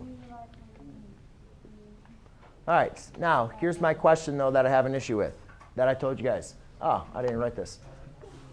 In this class, sine of 30 degrees, right? I said that equals 1/2, correct? What about the sine of 150 degrees? The sine equals 1/2, right? Because sine is still positive. Cosine would be negative, right? So we have a problem. Because what if I say the inverse sine of 1/2? Well, we're only going to get 30 degrees. And again, I don't really have time because we didn't teach inverses in this course this year. So I don't really have time to say why they only give you the answer 30 degrees and not 150. But what I want you guys to understand is it's possible for us to have two angles. If I say, hey, here's my angle 1/2, what's the inverse sine of it? There's actually two possible angles, 30 and 150. And then what do you notice about the relationship between 30 and 150? What's just something that might, okay? The opposite on the unit circle, but what about their values, which is correct? What about their values when the number 180? Well, 30? Yeah, well, yeah, they're supplementary of each other. You know, yeah, they add up to 180. So what I want you guys to understand is, does this have another angle that has the same sign as this? Yeah. So how do we find that angle? Well, just like I can take 180 minus 30 to get 150, I can do that as well. So what I'll do is I'll say 180 minus 36.82. All right? 142, 143 point.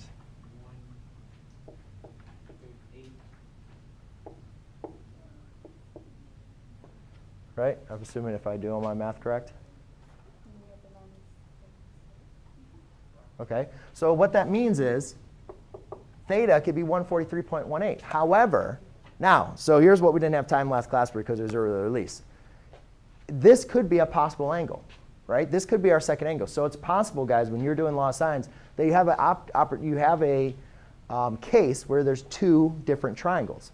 However, is it possible for our angle to be 143 in this triangle? No. The reason being is because 143 plus 76 is over the 180, right?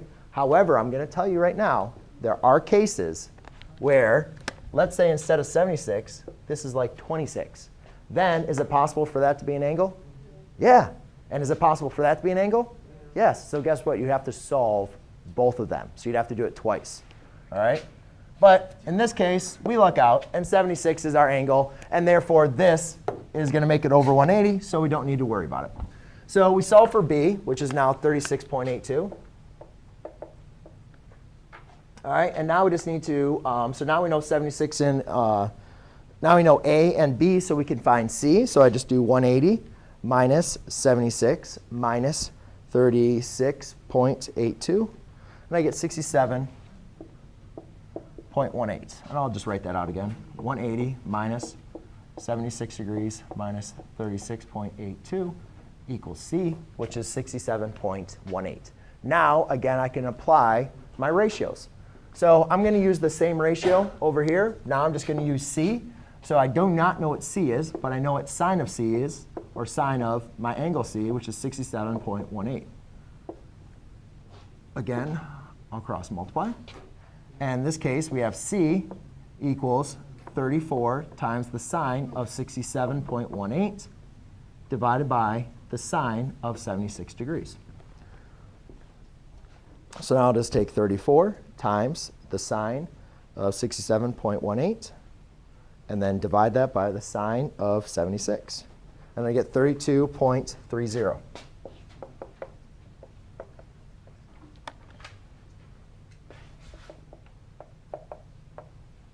And there you go. All right. So in this example, ladies and gentlemen, the first thing that we're going to want to do when we're using this is going to create a diagram. All right. And I think it's very helpful when creating a diagram just to make sure that we have everything written out there, correctly. So they give us, and again, guys, it doesn't matter what you want to label as your side lengths. I would just arbitrarily, choose A, B, and C, and then say, OK, A is 26.3 degrees. And then A is 7. B is equal to 6. I'll write it like that. B is equal to 6. Now, do you guys see the main important thing to be able to apply the law of sines? All right? The main important thing to be able to apply the law of sines is we have to have a angle and its opposing side length. Does everybody see how we have that? Since we now have that, we can apply the law of sines. So remember the law of sines was A over sine of A is equal to B over sine of B is equal to C over sine of C. We don't need every single one of these. We only need two ratios to write a proportion. So I'm obviously going to use my ratio of A over sine of A. And then I'm going to want to equate that to what other ratio do I have a value for? B. So we do B over sine of B. I don't need to use the ratio for C. I can figure out C later. So now let's just plug in the values. And that's basically at least all we're simply doing here. So we're going to have 7 over the sine of 26.3 is equal to 6 over the sine of B. Now, there's a lot of different things you guys could do here. You could easily cross multiply, which I know some of you love to do, and so forth. But in reality, I mean, it's not going to be any different, any faster to be doing one way or the other.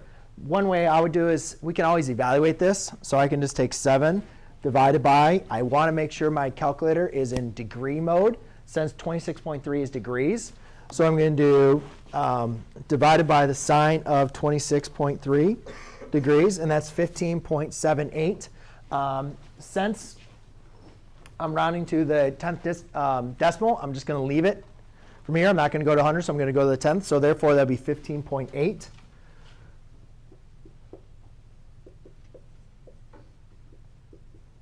Now, hopefully you guys are familiar with solving in this case, and I could go ahead and do the same thing. If I wanted to, you could use cross multiplication and solve, but hopefully by this point, since we've been doing problems that are similar to this, you guys would see that this is going to be the same thing when solving for sine of B. So therefore, I have 6 divided by 15.8, and therefore that's going to be. How did you just do that? Okay. Why did you switch? I'm just trying to do the work a little bit quicker. All I'm doing is getting the sine of B off the denominator by multiplying by the sine of B on both sides. So therefore, I have the sine of B times 15.8 equals 6. And then I divide it by 15.8 on both sides. Does that make sense?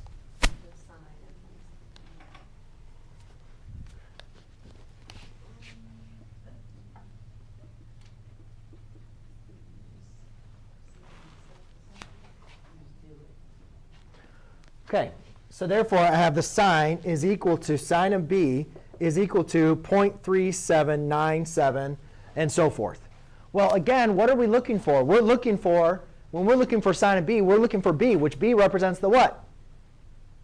Angle. So therefore, I need to make sure that I find, I need to make sure that when looking for the sine of B, when I need to find the sine of B, I need to find the inverse. So therefore, I do sine inverse of 0.3797, and that's going to equal B. So now all I simply do is do sine inverse of my answer, my decimal, and I get 22.3.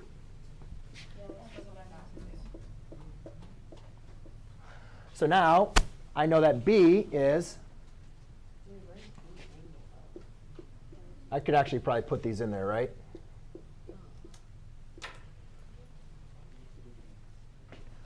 OK, well, if you guys think about this, let's go back Now, first of all, to find C, there's a couple things I want you guys to understand. To find C, remember a triangle has how many side lengths here? Huh? I'm sorry, triangle has how many angles? 3. And the sum of all angles have to add up to 180. So therefore, to find C, all I simply need to do is say 180 minus 26.3 minus 22.3. So I do 180 minus 26.3 minus 22.3. And I get 131.4. Now, does my triangle look like it makes sense for this? No, not at all, right? But guys, you're not going to always be able to pick like the perfect triangle. Remember how I gave you guys 2 examples of triangles, right? I did one that looked like this, and then I did one that looked like that, right? You're not going to be able to guess the right triangle every single time. So therefore, just pick a triangle, whatever else, so you can find the side length, so you can at least visualize something. However, yes, this triangle would not look like this. The triangle would probably look something more like this. Okay? We're still not done yet. So we're not done because now we found out the angle of C. So now we can do the law of sines to find the length of C. Okay? So to do that, I'm going to erase this work over here. Just in case I would have made any kind of mistake, I always like to go back and again use my original information and then just do this with C now. So now I'll do another law of sines. So I'll do A over, let's do A sine of A is equal to now C over sine of C. Well, now I know what the angle C is. A is 7 over the sine of 26.3 degrees equals C over the sine of C, which is 131.4 degrees.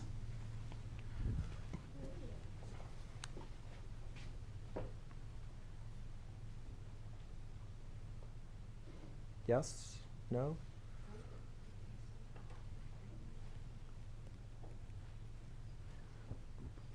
And therefore, again, you guys could do cross multiplication and do all that fun stuff. But when you do cross multiplication or whatever else, you guys get C equals 7 times the sine of 131.4 degrees divided by the sine of 26.3 degrees. So now, all I'm simply going to do is just, again, go in my calculator. I'm going to do 7 times the sine of 131.4. And then I'm going to divide that by the sine of 26.3.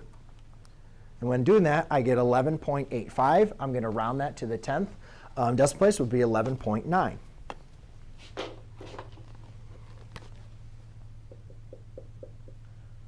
And based on this type of picture, does that would that make sense? Should the largest angle have the largest side across from it? Yes, of course it should, right? So, and does the side lengths look correct? Like these aren't like 5 and 6, and this one's 11,000, right? It makes sense. It fits, right? Yes. Instead of cross multiplying, you did what was the order you did? I just cross multiplied. I did just cross multiply. I just did it in my head. I mean, I did this times this, and that times that.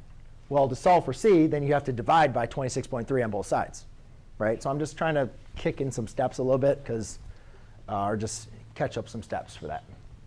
OK, so now what we're doing is we're given a problem that's we don't have the triangle. It's kind of like a lot what your homework was on. But what we're going to do is we're going to look at a single case solution. And what we notice is, first of all, let's just kind of draw a rough figure of what this triangle might look like.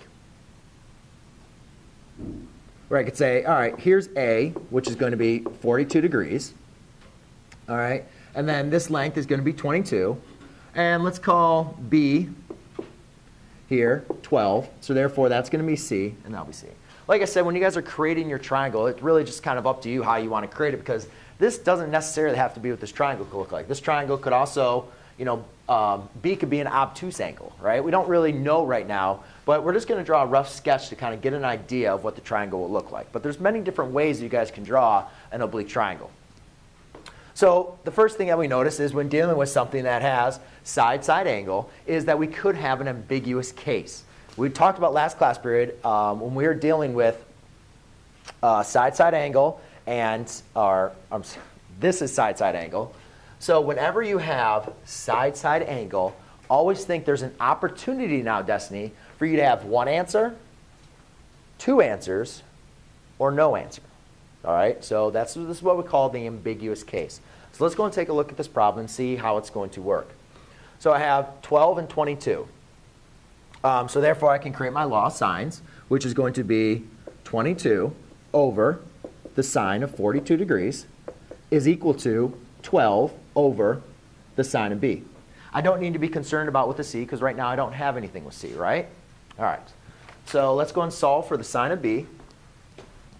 So we could say sine of b, obviously now I'm just going to kind of work through this a little bit quicker, is going to be 12 sine of 42 divided by 22, right? If you guys do all the kind of solving out there on your own. So therefore I have, let's see, 42 sine times 12, and then divide by 22. That's not right. Yeah, it is. Crap. So I have 42 sine times 12 divided by 22.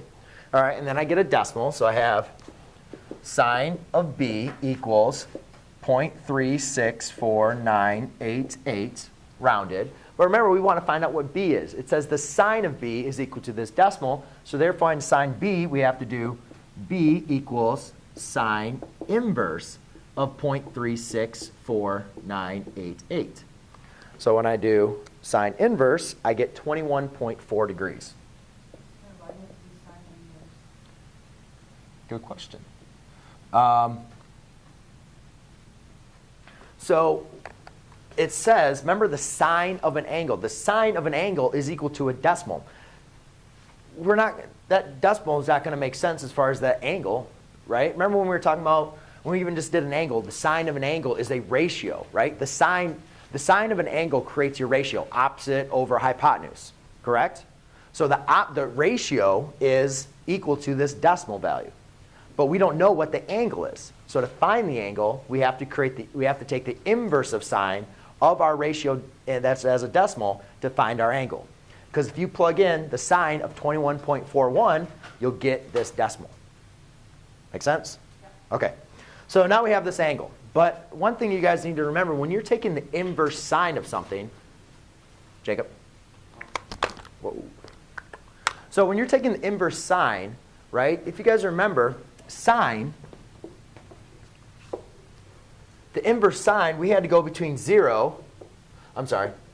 pi,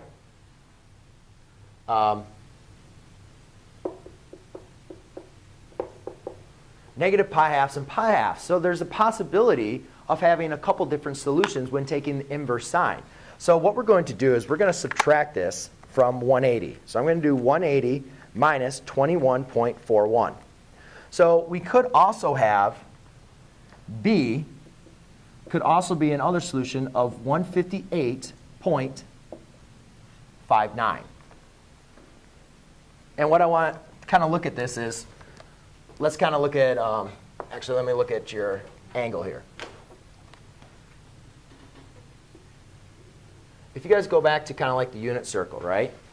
Notice that if I was going to look at 21.4 degrees, that's that angle right there. The sine, your ratio equals 0.36948. So when you take the sine of that, that's equal to that ratio. But if you guys notice, if you use this as a reference angle, right, this would be 158.59. Those are going to have the same sine value, right? Because remember, it's y. If you go y over your r, your y over your radius. But if you notice, for these two angles, they have the exact same sine value, right? Because sine is positive. Do you guys notice that? Let me go through. Let's forget about decimals for a second. Let's just go through a regular unit circle.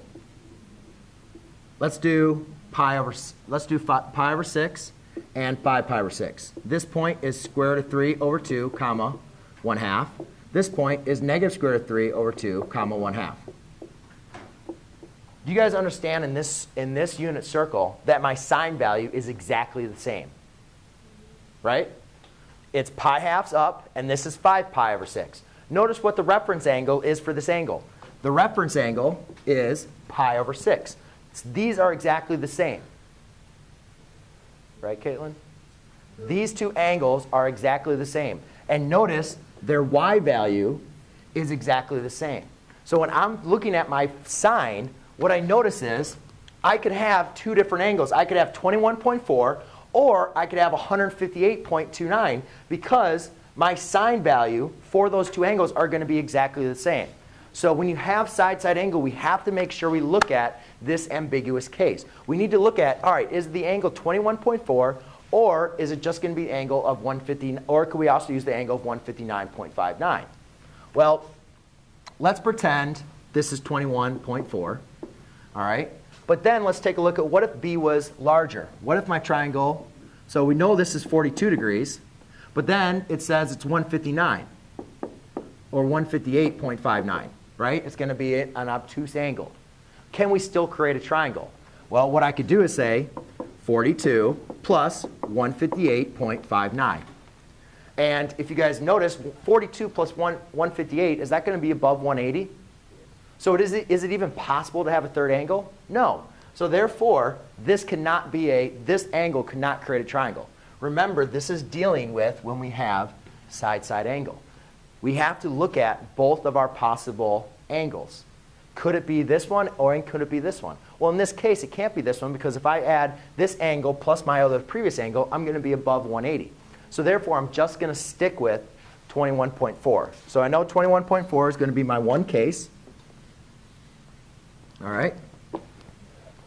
Then let's just figure out what the rest of the triangle is. So if this is 21.4, I can do 180 minus 21.41,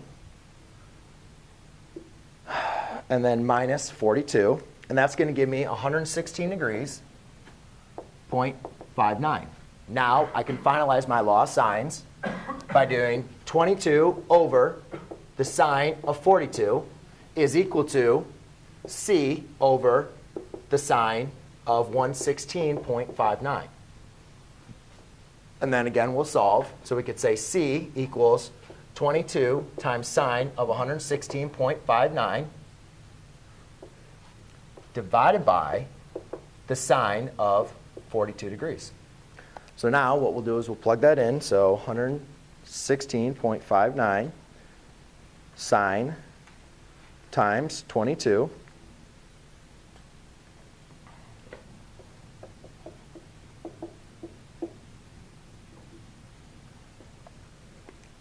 19.673 divided by 42 sine. And I'm getting C is going to equal 29.40. I don't really like working with this calculator, but you can see C equals 29.40. And then looking at this, does it look like this kind of follows along with this triangle? And do the lengths kind of seem right? This isn't like in the thousands or some decimal point, right?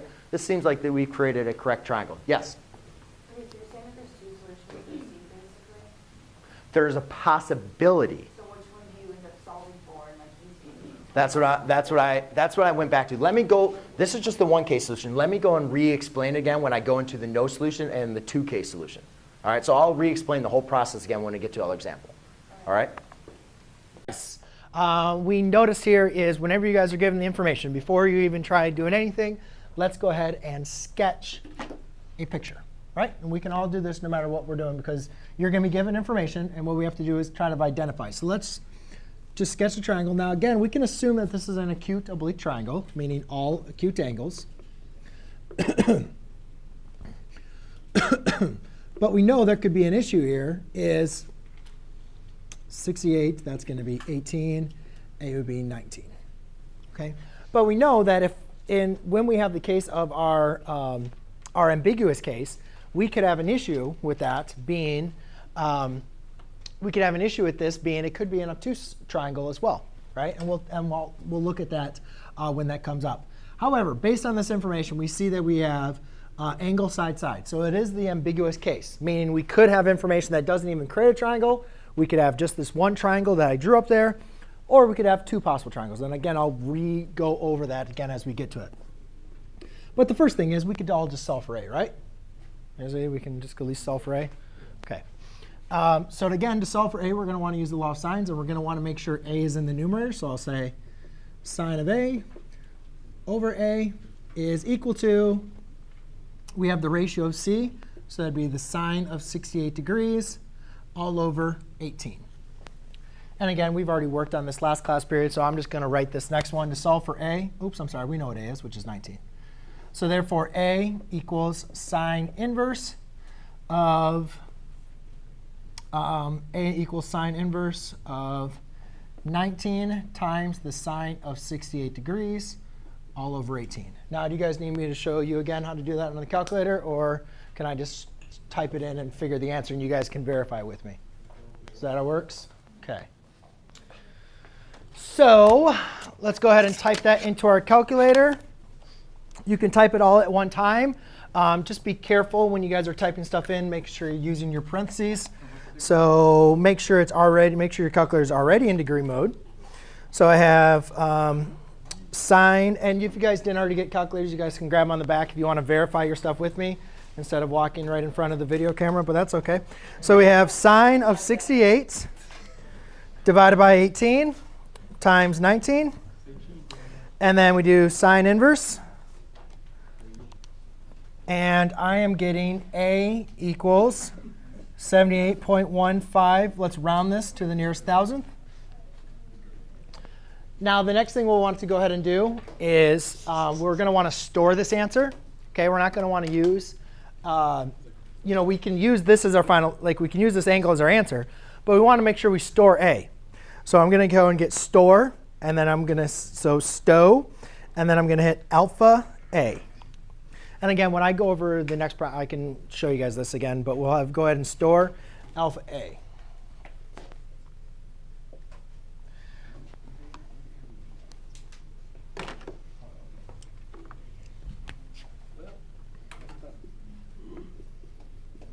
OK. Now, do you guys want to finish solving this and then check for the second triangle? Or, yeah, let's go and finish this. Let's just go and finish this. The next one, we've got to find B. So to find angle B, we know that all the angles in a triangle add up to 180. So to find angle B, all I'm going to do is say 180 degrees minus my stored angle A minus 68. So that's why we like storing it, because we don't have to retype the problem again. So do 180 minus alpha A minus 68 degrees. And I get here 33.848. Why are there brackets around X? That means I stored it in my calculator. Like the 78. So you don't have to. Yeah, There's more on the back if you want to grab one. So I'm going to store that answer as angle B as well. So that's going to be 33.848.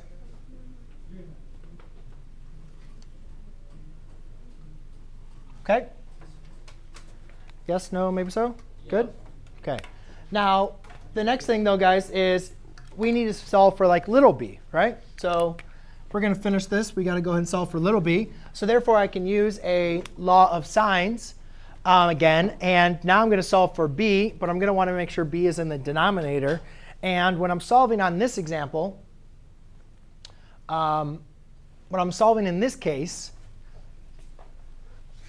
we're going to want to have b in the numerator, because that's what I'm solving for, over sine of b, which is stored in my calculator, equals, now again, we could use a over a or c over c, but since c was given to us, c and big C was given to us, that's what I'm going to use.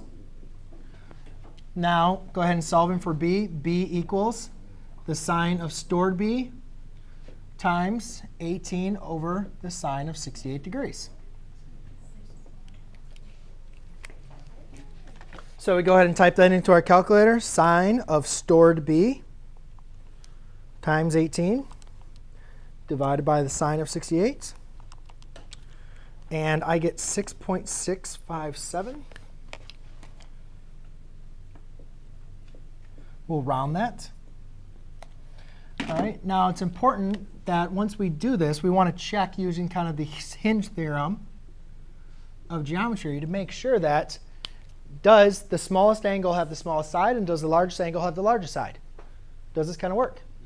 Yes, it does work, right? OK, so now we've kind of solved for this one. But what if my question was saying, hey, is there 1, 2, or no triangles? Right? Is there another triangle that works? We know that it makes a triangle because we're able to confirm it. If we did this first sine inverse and we got an error, then we know the problem, there would be no triangle that exists. Like the information provided does not create a triangle. That happens when you guys have that error off the bat. But in this case, we know one triangle exists. What about a second triangle? So again, we got to understand, guys, what is happening with sine inverse. When we're doing sine inverse, our calculator, so we're doing the sine inverse of, or here's our angle A is 78 degrees. 78 degrees is right here. Let's just round it to 78 degrees. OK? Now, if we were to think about that like on the unit circle, is there another angle where you take the sine of that angle, you're going to have the same y coordinate? Wait, where'd you get 78 degrees from? That's the angle that we found, A. Okay. Right? And I'm just rounding it for ease of use. Wouldn't you guys agree that these two angles have the same y coordinate? Or at least they're supposed to if I drew them correctly? Yes. Right? Now, so that means, now what exactly is this angle, though? Like, that's the reference angle. So what is this angle? It'll be the 180 and then you would like. Huh? What is that angle? What is that measure of that angle? 102, right? Because 78 and this angle, 102, are supplementary. So all if I got to do, now again, we'll come back to this in a second. Would you guys agree that the sine of 78 degrees is equal to the sine of 102 degrees? Would you say that their y coordinate is exactly the same? Yes. Yes, right? Yes. For B, I keep getting 10. A little bit. Yeah, that's what I got too. Oh. Well, why don't you guys say something?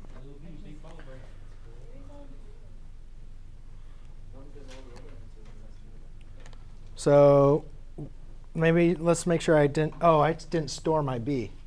Oops, no wonder. So 180. Let me make sure my alpha A is correct. Sorry about that. I didn't store big B. Big Brandon.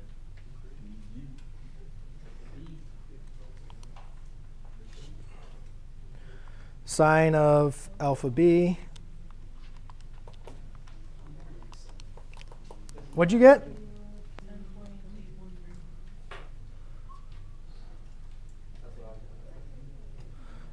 What is your B? B is 33.84, right? OK, and then sine of B. So the sine of alpha B times 18. Did you guys divide it by sine of 68?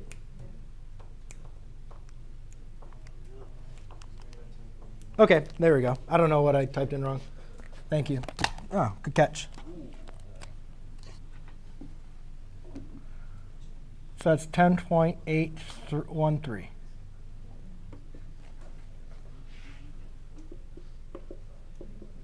OK, now let's go back to the second case. You guys agree that the sine of 78 degrees and sine of 102 is the same, right? Now here's the problem. When you guys do sine inverse, which we did over here, when you do sine inverse, your graphing calculator is only going to give you sine 78 degrees. It's not going to give you 102 degrees, even though the sine of those two angles is the same. Why does it only give you that one angle? Because again, remember the inverse function is restricted. It's only going to give you that angle in the first quadrant or the fourth quadrant, right? It only gives you that positive or the negative right here. It's not going to give you the obtuse angle. However, is it possible that our triangle that we create could have an angle of 78 degrees, or it could also have an angle of 102? Is it just possible? Yeah, those are both angles that could be a possibility.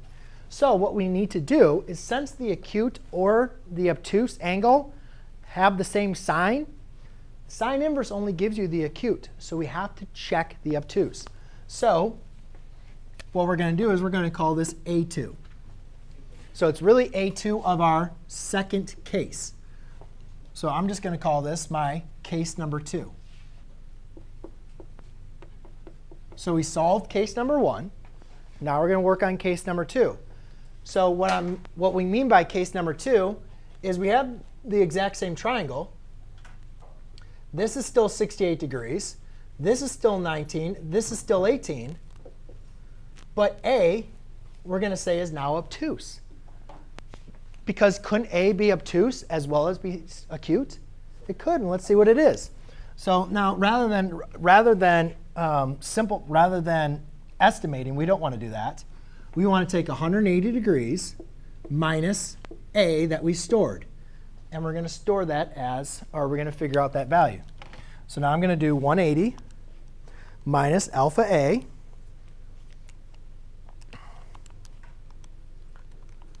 And I get 101.848.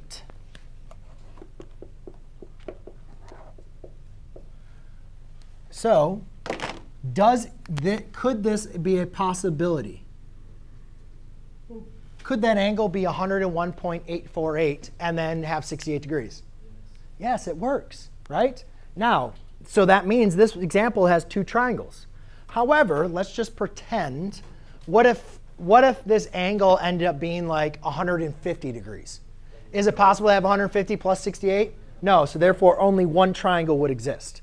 So even though you could test the obtuse angle, it wouldn't create another triangle. But in this example, 2 triangles can be created. All right?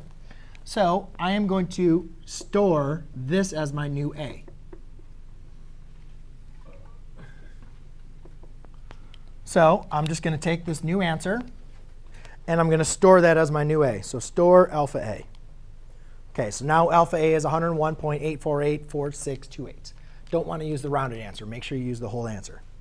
So now I need to figure out a new B, right? So we're going to say B2. So what would B2 be? Well, B2 is 180 degrees minus my new stored A minus 68 degrees. Right?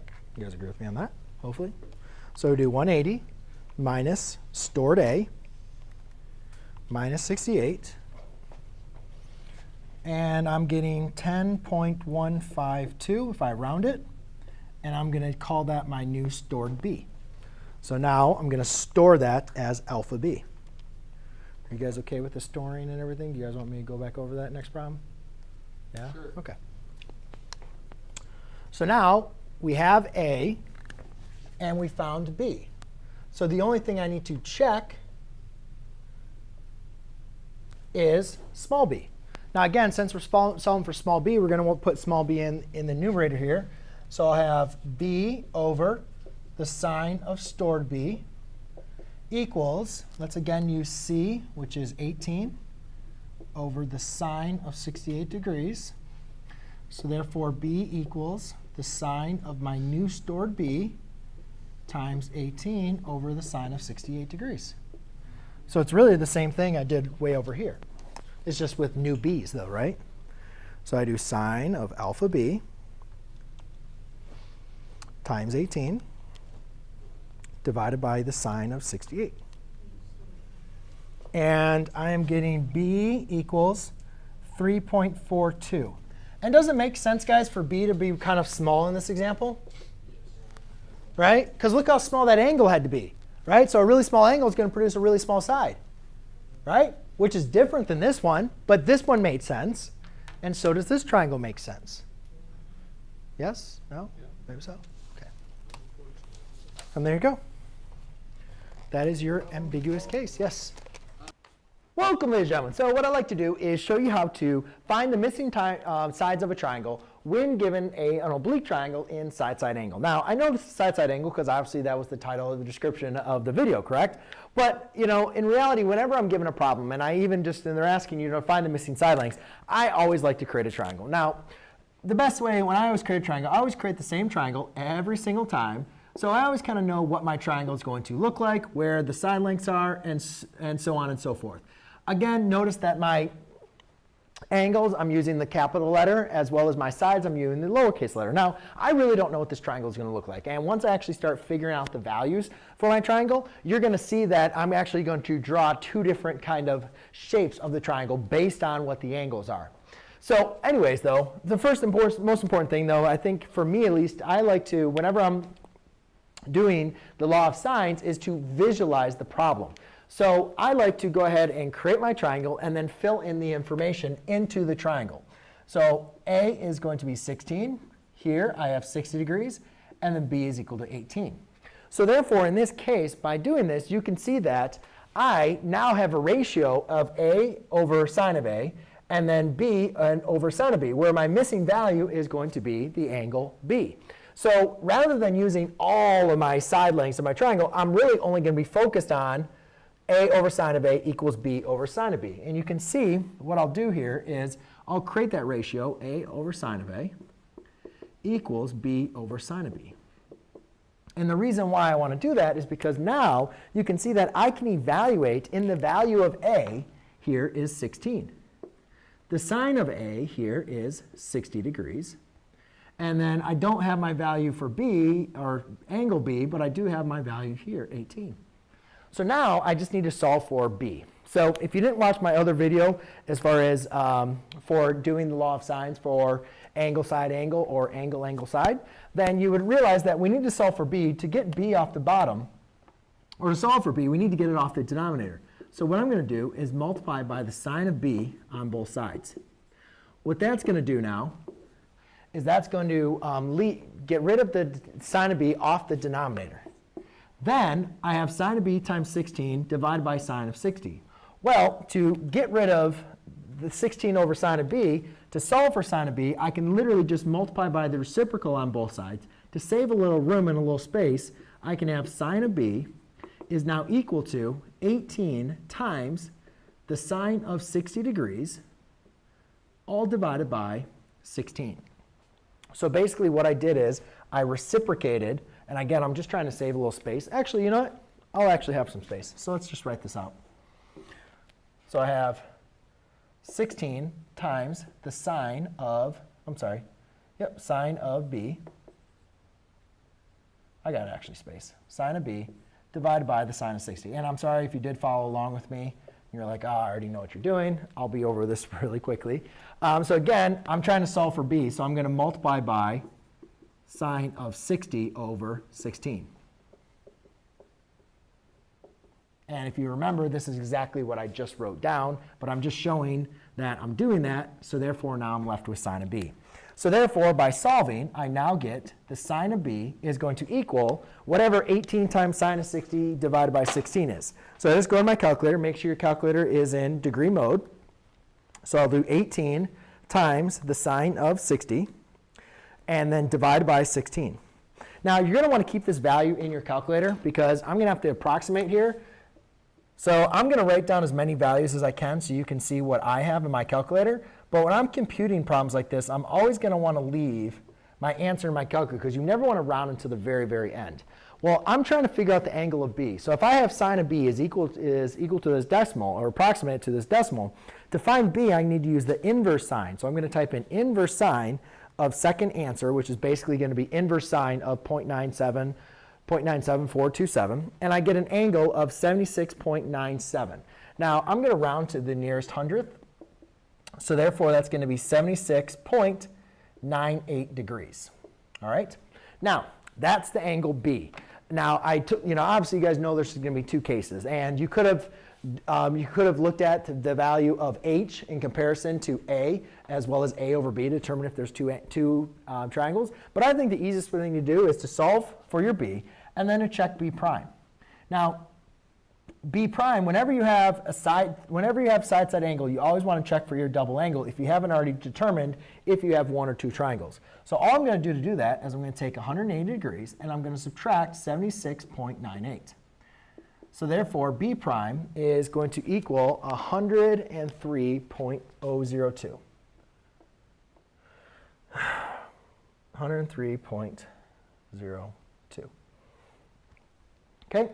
So now what you can see is if I have 103.02, that's B prime. And what I want you to understand here is so I could either have B be equal to 76.98, or I could have B prime equals 103.02.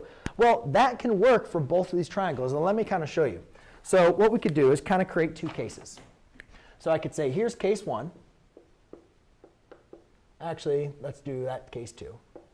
And here will be case 1. Now, case 1 is going to be just like how we had the triangle.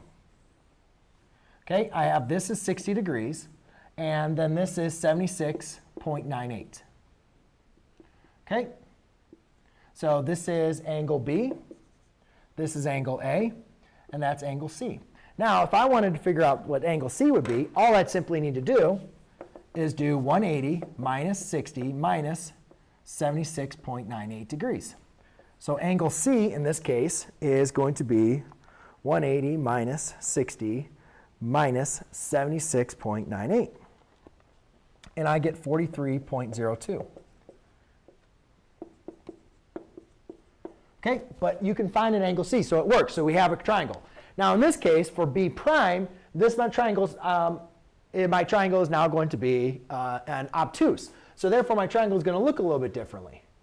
I can maybe have something look like this. So I'll maybe label this now B, and this be my C. So if A is still 60 degrees, B is now 103.02. So to find C, I'm simply just going to do 180. So just like I did before, I'm going to say C, in this case, is going to be 180 minus 60 degrees minus 103.02. So minus 60 minus 103.02. And I get 16.98.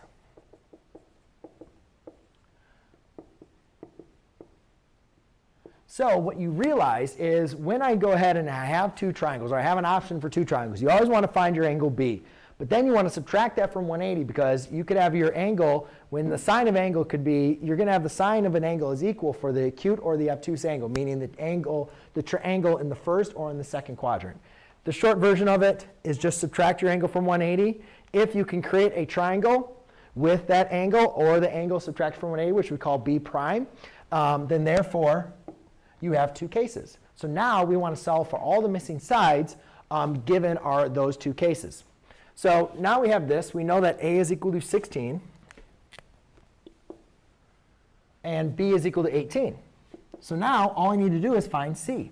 Now it's preferred that you go ahead and even though we found our angles B, it's preferred that you go ahead and use the ratio with what you already have. So we figured out what angle C is now, but I would use the ratio with A just in case you made a mistake with B. Okay? Or even though, and also because we had to round to get to B, so we're going to want to use our exact angle as A, or exact answer with A. So I have A over the sine of 60 degrees is equal to, and again we're looking for C, so it's going to be C over the sine of 43.02. Whereas over here, I'm going to do, it's going to be A over the sine of, why am I writing this down? I'll fill these in later. Keep on getting ahead of myself. A over sine of A is equal to C over the sine of C. OK, so for this first example, though, I know what A is. A is 16. And I know angle A, which is 60. I do not know what side length C is, but I know angle C is 43.02. So therefore, to solve for C, I can have C equals multiply by sine of 43.02 on both sides. So therefore, I have 16. So I have 16 times the sine of 43.02 divided by the sine of 60 degrees. So therefore, all I'm simply going to do now is plug this in my calculator. So I'll do 16 times the sine of 43.02 and then divide by the sine of 60 degrees. And I get 12.6, which I can round to the 100th, which is actually just rounds to 12.6. 60, just 12.6. Over here, my value of A is exactly the same. B is 18. So my A and B, my A is exactly the same. So A is going to be 16.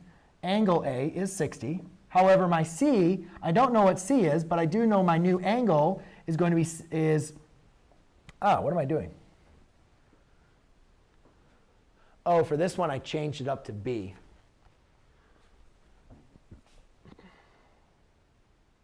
That one I use C. Huh, okay. I labeled this one differently, and I'm not really sure why, but let's use B and B. So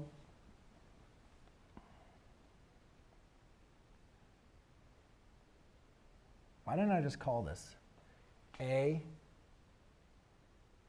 B is 18, and then C? Yeah, I don't know why I changed this up. That could be kind of confusing. I'm sorry about that. So C is 103. And when I created my triangle, I'm not sure why I made that all confusing, but you just basically create the same triangle, but your B is just going to look a little bit differently. I moved this around. Oh, I see okay, because I wanted, so that's your B prime. I gotcha. So I created this as B prime. B prime is 108, but that's still 18. My bad. So that's C, because C, we don't know what C is. Yeah, okay. All right, so B prime is 103, but B, obviously B is 18. A is 16 over 60, but here's my new C from B prime. So I don't know what my C is, so therefore, yes, it's still going to be C over sine of C. Sorry about that. So anyways, I don't know what C is, but I know my angle C is 16.98. So therefore, now by solving for C, again, what I'm going to do is multiply by sine of 16.98 on both sides. So I have 16 times the sine of 16.98 divided by the sine of 60. So again, back in my calculator, I'm going to do 16 times the sine of 16.98 and then divide that by the sine of 60. And I get 5.39, so I can round that to the 100, so it would be C equals 5.4. So there you go, ladies and gentlemen. That is how you solve for the missing parts of a triangle when you have the ambiguous case of two triangles. Thanks. Or two cases. So right now, ladies and gentlemen, we're given 58 degrees, B equals 12.8, and A equals 11.4. All right, so let's go and draw the triangle like we would any other time. So I could say here's A, which is at 58 degrees. All right, here's C, and we'll call this one B. C we don't know any information for. B we know this is 12.8, and A we know is 11.4. Right? So automatically, ladies and gentlemen, you can see that I have side-side angle. All right? When you have side-side angle, rather than just following your daily tasks that you do every single day, I kind of want your ears to perk up and say, all right, now is a possibility that I have two cases. All right? Because what we need to be able to do is there's a possibility now that I could have multiple triangles. All right, and here's the case, the reason why. This isn't really a great triangle. I could actually even shorten this up, but what I'm trying to show you guys is you could have a triangle that looks like this, right? Couldn't you also just draw the same triangle if you kind of use this as a hinge and it went right there, right? Because we don't know what angle C is. Right? So my angle, 11.4, could be here, or probably a little bit. Or we could say 11.4 is here. You guys see how that's a possibility? Because we don't know what C is right now. All we know is what these two side lengths are. And yes, I know my triangle isn't written because this side is much longer than this side and it's shorter, but we'll just get through that. But do you guys see how I could have two possibilities? Yes? That's like me hinging, like that's pretending me like I took this as like a hinge on a door and I rotated it down to here. Oh. Okay, so it's kind of like the pathway of that side. So you guys can see there's actually two triangles. I could have a triangle with an obtuse C, or I could have a triangle with an acute C. Right? So there is a possibility. So it's not as basic as just, hey, give me money, take it back, the stuff that we were talking about before. So there's a possibility of two different triangles. There's also a possibility, what if 11.4 looked like that? And let's say, here's this side length. Is it a possibility that these could not even touch? It is. Let's say if 11.4 is that long, and then we end up finding C, because we don't know what the length of C is. What if C is short? All right, we'll get through that case. Right now, let's just go and take a look at C. I want you guys to understand there's a possibility of either 2 triangles, 1 triangle, or no triangles. And this is always going to happen when we look at our side-side angle. So how does that work? Because, Ms. McLogan, what you just told us to do is just find side-side angle and so forth, or define your missing angles. Well, let's take a look at it. So we have a ratio, right? We have A over A, and we have a side length B. So let's create the law of sines. So we have 11.4 over the sine of 58 degrees equals 12.8 over the sine of B. So we do our same thing. We do our cross multiplication. And we could say that sine of B is equal to 12.8 times the sine of 58 degrees all over 11.4. I'm solving for B. So I cross multiplied and then I divided by 11.4. So I can do 12.8 times the sine of 58 and then divided by 11.4. So I could say the sine of B is equal to 0.9522. All right. Now, ladies and gentlemen, does that make sense for that to be an angle? Right. You got to take the inverse sine, correct? Right?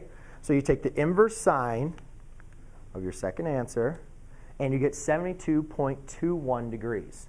So we say B equals sine inverse of 0.9522, and we could say B equals 72.21 degrees.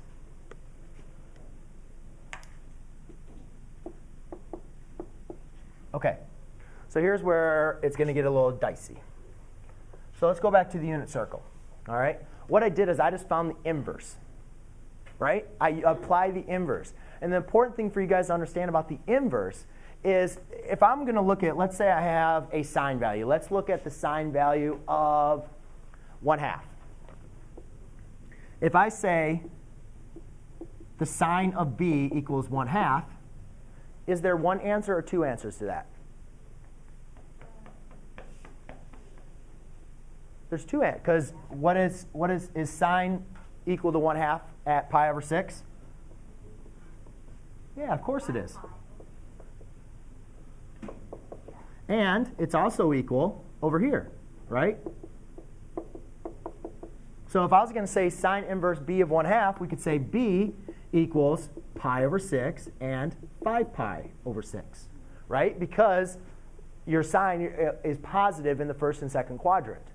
So therefore, there's two actual answers. We could say here it's pi over 6, which is your reference angle. Notice these are your reference angles.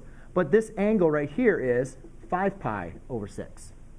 Right? So does everybody understand when I'm taking the inverse of my sine, my domain, I'm going to have two values that are in the first and second quadrant. I have my original angle and also using it as a reference angle.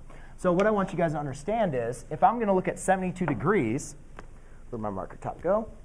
So if I'm looking at 72 degrees and I say, if I say the inverse of 0.9522 is giving me 72 degrees, which is right here, do you think I'm going to have another angle that's going to have that exact same sine value? Yeah, I'm going to have the one over here. Right? So what would that angle be? How could you, we know this angle is 72.21. How can I figure out what that angle is? 90 minus 72. Close. Not exactly 90, but if we take 180 minus that, we'll get what this we'll get the remaining angle. Okay? So let's go and take so let's go and take 180 minus our angle 72.21. And what that gives us is B is could also equal 107.79. Wait, It's okay, we're not done yet. Yes? if we're doing it that way, what about the incomplete? What do you mean? Like the last green line on quadrant This one? 2, what about the rest of the stays after? Here? Yeah. No, this from here to here is 72.21 degrees. Oh, okay. So we want to find what that angle is. So we're taking 180, minusing this, and that's going to give us that angle. I'm not done explaining. I'm still going to kind of go through it. Do you kind of understand, though, how there's two different angles that have the same sine value?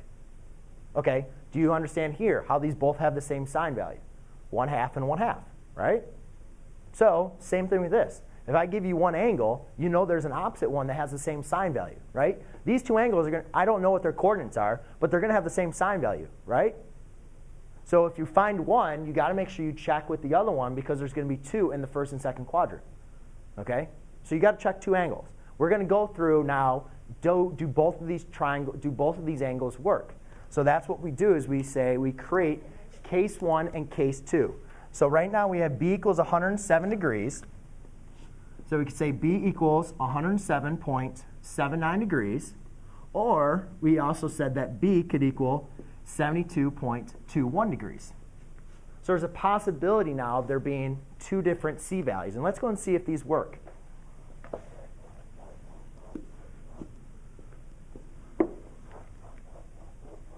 Okay, so what we do is we write case 1, case 2. So case 1 says that, let's do this as case 1, and this will be case 2. So case 1 says this is 72.21 degrees. That's an acute angle, right? So we could say that's going to look something like this, 58 degrees. That's going to be something like this. So this would be 72.21, and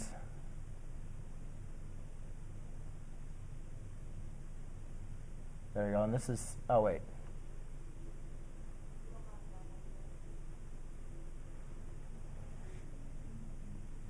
Did I get them to be the same?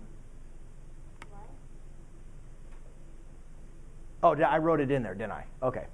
Yeah, we said that could be 72.21. Or we could look at case 2, which says it's going to, I wrote in case number 1. We don't know, that's one example, right? My question is the case 1, why is the We don't actually know what this angle is right now. I wrote in what B was, and I wrote in what A. Okay, we don't know what C is, though, right?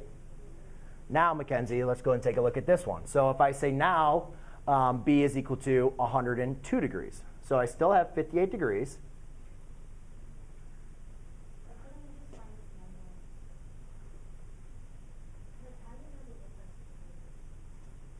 What you guys need to understand is, do you understand when I was taking, well, first of all, we have side-side angle. Do you know in the other ones, I wasn't using the inverse sine, right?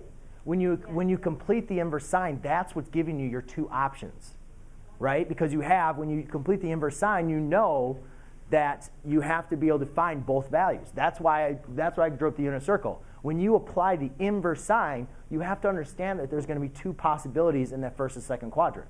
Right? That's why we come up with this case. So, number 5 then?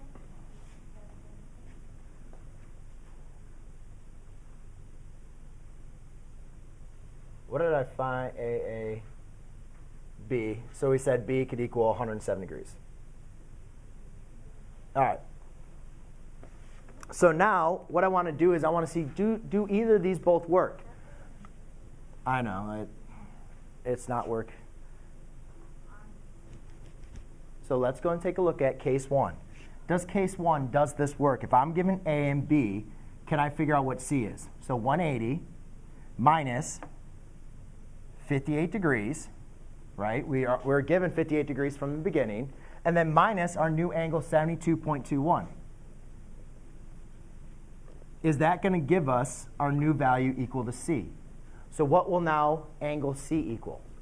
Right? Because on my case 1, I figured out what B was. Now I can figure out what C was. So we do 180 minus 58 minus 72.21. And that gives me, yeah, hey, C is going to be 49.79 degrees.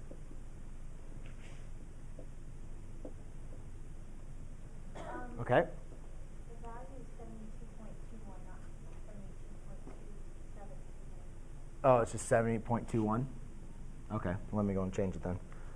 180 minus 58 minus, oh, I did it right. I don't know why I wrote that in there.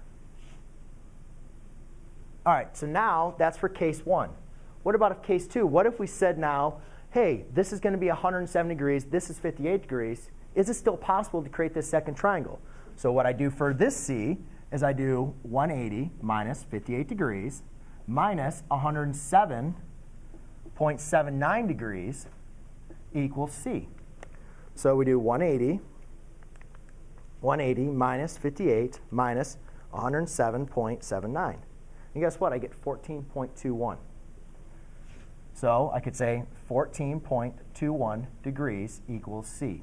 And I know my triangle's kind of looking a little crazy, guys, but it'd probably just be something like that. All right? So we could say this angle is 14.21. So do you guys see how I can create kind of two different triangles? Here's where it's obtuse. Here's where it's acute. But there's two possibilities, and I can still create the same. So we know A is 11.4. B is 12.8.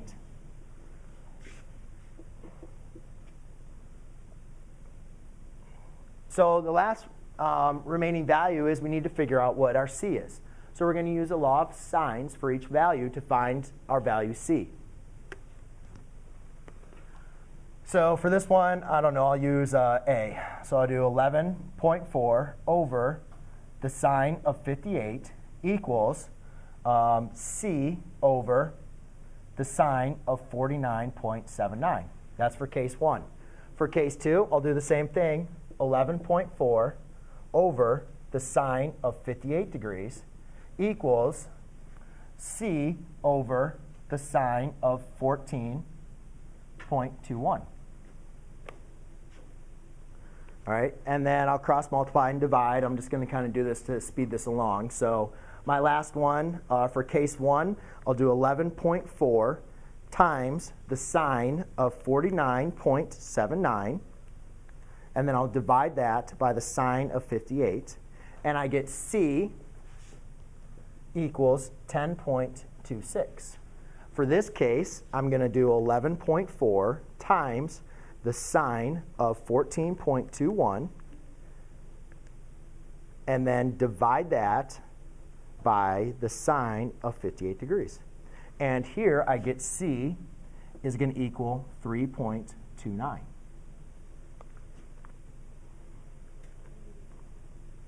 Okay? So ladies and gentlemen, the main important thing you guys need to take from this, all right? I know it's a lot of extra work you're looking at.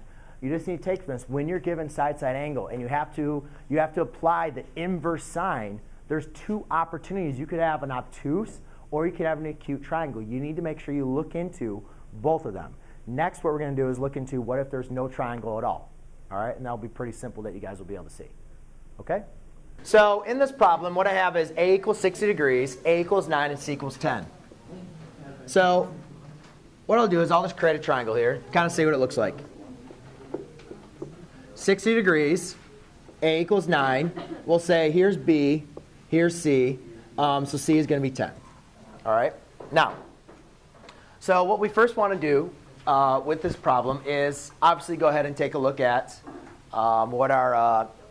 use our law of sines to be able to figure out what the angle of C is going to be. So I have 9 over the sine of 60 equals 10 over the sine of C. So everybody can get to this point, right, Elizabeth? Yes. Okay, it's pretty basic, and then we can solve for the sine of C. So we could say the sine of C equals 10 times the sine of 60 divided by 9. Okay. What formula? Yeah, how do they make up these formulas? A equals sine over A. We'll go through on the part of the thing. I know, right? Like, how do they figure out that, like, E equals MC squared? You know? So now you're just going to take the sine of 60, times it by 10, divide it by 9. And what you have, and then you take the inverse sine of that value. Sorry. So you have sine of C equals, let me do this again for you, 60 sine times 10 divided by 9. you're going to get C equals 0.962250. Okay? Now, to find what C is, you do C equals sine inverse of 0.962250. Does everybody understand that to find the angles? You have to apply it. And that's Huh? gonna work right. Yeah, that's what you were supposed to do even on your homework last night. Now, I do the inverse of that, and I say C equals 74.21. Okay? So now I have C equals 74.21 degrees. But ladies and gentlemen, this is getting a little bit more difficult than just doing this one problem. So what you're going to look at is, all right, it could be 74.21. But what I want you guys to understand is, let's go back to our unit circle. And let's look at two angles. Let's look at pi over 6, and let's look at 5 pi over 6. All right? Now, notice the reference angle. These are both pi over 6 off of the x-axis, right? Right? Now let's take a look at our coordinate points. This is square root of 3 over 2, comma, 1/2. This is negative square root of 3 over 2, comma, 1/2. What do you guys notice? Do you notice that for each of these angles, pi over 6 and 5 pi over 6, the sign is exactly the same, correct? Right? Sign is exactly the same. So when you're finding the inverse if you're finding the inverse of a value, you could possibly, for sine, you have two positive answers. So there might be two positive solutions. So let's go and take a look then of what would be, if this is 74 degrees, what could be a possible other solution? So to find that, I could say C equals 180 minus 74.21. Again, what I'm doing is I'm taking 180, subtracting my angle to be able to find the other possible angle. We're going to get to that in just a second. So I add 180. So we take 180. And that's going to equal 105.79. So what I'm trying to tell you guys, if you look at, take this for example. If you guys take the sine of 74.21, okay, so 74.21 sine is 0.9622. Then Attention teachers, take the sine. all remaining juniors who have not been screened for vision screening may go to the media center at this time. Again, all remaining juniors who have not been screened for vision screening may go to the media center at this time. Thank you. Okay. So what I'm trying to say, ladies and gentlemen, is when you take the inverse sine, there's two possible answers. You could have 74.21 degrees, or you could have 105.79 degrees. If you want to check that, take the sine of 105.9 or 79. You're going to get 0.96225. Take the sine of 74.21. You're going to get 0.96225. Why do they same work? Because exactly what I said here. What's the sine of pi over 6? 1/2. What's the sine of 5 pi over 6? 1/2. So they both have the same value, right? Now we're just dealing with some decimals and some angles that are not the same, but now we have 74 degrees. So we're saying the sine of 74 degrees is exactly the same as the sine of 105 degrees. Does that kind of make sense? So we need to make sure we include both solutions. And now we got to see, can both answers work? Can both of those answers work? Yes? Why don't you do the inverse sign when you only give 74.21? Because your calculator is just going to give you that positive solution. It's not going to work with the reference angle of the other one, okay? Because it's not going to give you both solutions. It's just going to give you that one positive, smallest solution. Well, what it's doing is just giving you really the reference angle solution for there. So now we have two possible solutions. Yes? So the pi over 6 and 5 pi over 6 were just an example. They don't have anything to do with the problem. No, I was just trying to showing you why when signs equal to each So I other. was like, well, where did you get that? Okay, so now let's just make sure that these two problems work. So let's do case number 1. So if I said case number 1, I'm saying A equals 60, and then I could say C equals 74.21. So therefore, what does B have to equal? Well, it equals what? Well, let's just do 180 minus 74.21 minus 60, and equals 45. You said one? No, I thought, when is B done at 105.79? Well, no, B equals 45.79. That's case number 1. If we did case number 2, what we're saying for case number 2, A still equals 60 degrees. But now I'm saying C, rather, because remember, C could be 74 or it could be 105. It could be either one.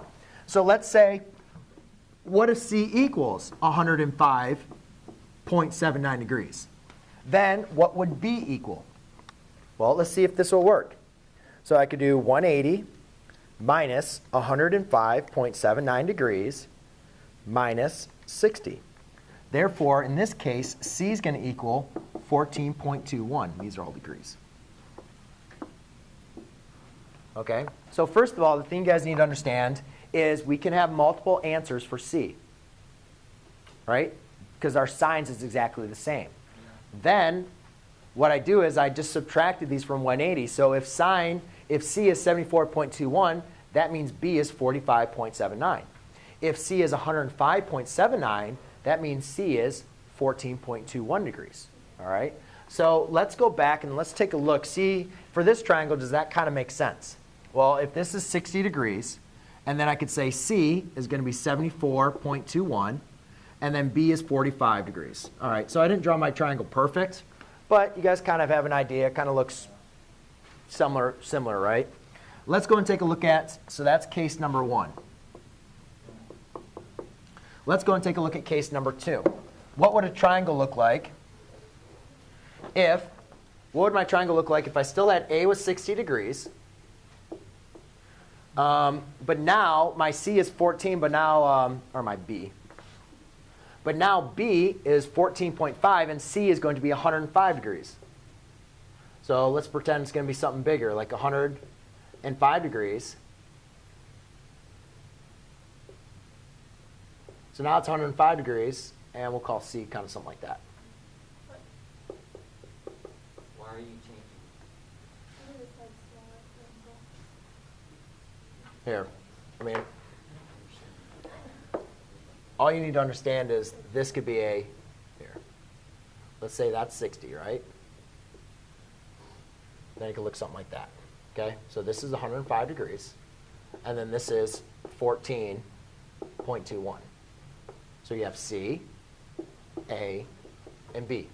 Do you guys see how these are exactly the same triangles? But now, rather than having C be 74.21, now it's a obtuse angle, so it's going to be greater than 90, so it's going to be like 105 degrees.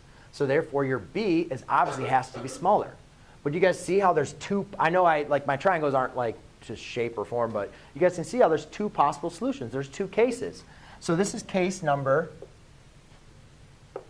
2. In case number 2, we're saying A equals 60 degrees, C equals 105.79, and B equals 14.21. So when we have two cases, there's two possible solutions. What we need to do is now find the rest of the information for both of them. So when we look at this one, we already know what A is, but we don't know what B or what C are. So we need to use the law of sines again. So I can just use A over sine of 60 degrees equals, we're going to have, that's 9. 9 over sine of 60 is going to equal B over, yes? What are we trying to find again? The remaining angles. We don't know what B is, but we know what 10 is. Or we know C equals 10, right? Why can't we do the Pythagorean theorem? Yeah, why can't We can't use the Pythagorean theorem unless you have a right triangle, right? So that's why you have to go back using the law of sines. Yes? So are we trying to find the last angle for both of them? Both triangles? No, when we found C, we found there's two possible answers for C. It could be 74.21 or it could be 105. There's two possible answers for it. All right? So then if there's two possible answers, that means your third angle is also going to be different. Okay? Yeah.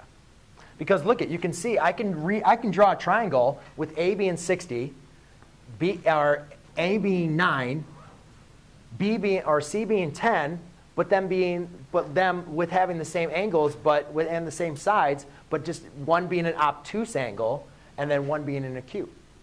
Okay, so it's possible for me to draw a triangle with an acute and an obtuse, but with the same information upper and upper given.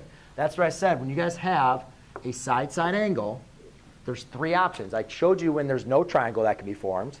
We did last class period, we worked on ones where there's only one triangle formed. And today we're seeing when there's two triangles can be formed. All right? So now the only last remaining information I don't know is what B is.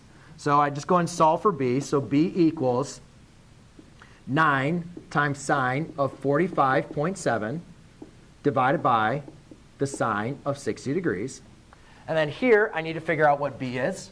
So I could use either the same ratio or I could use a different ratio. Let's just use a ratio for C. So I could do 10 over the sine of 105 degrees equals B over the sine of 14.21. Notice how sine of B is different in for each one of these. So therefore, in this case, B equals 10 times sine of 14.21 divided by the sine of 105 degrees. So let's go and figure out what each value of B is, because for each triangle, B is going to be different. So I have 45.7 sine times 9 divided by 60 sine. And I get, in this case, B is equal to 7.44. Okay? So for in this triangle, in case number 1, I say 7.44. And let's look at it. Does that kind of make sense? Well, at 60 degrees, my side length is 9. Right? At 74 degrees, my side length is 10. So if my angle B is smaller than all those other two angles, then length B should be smaller then, right? Does that kind of make a little sense? Okay. So now, if I give an angle of 14.21, do you think my new B is going to be larger or smaller than 7.44? Should be smaller. So let's go and take a look, see if we did the math correctly. So I do 14.21.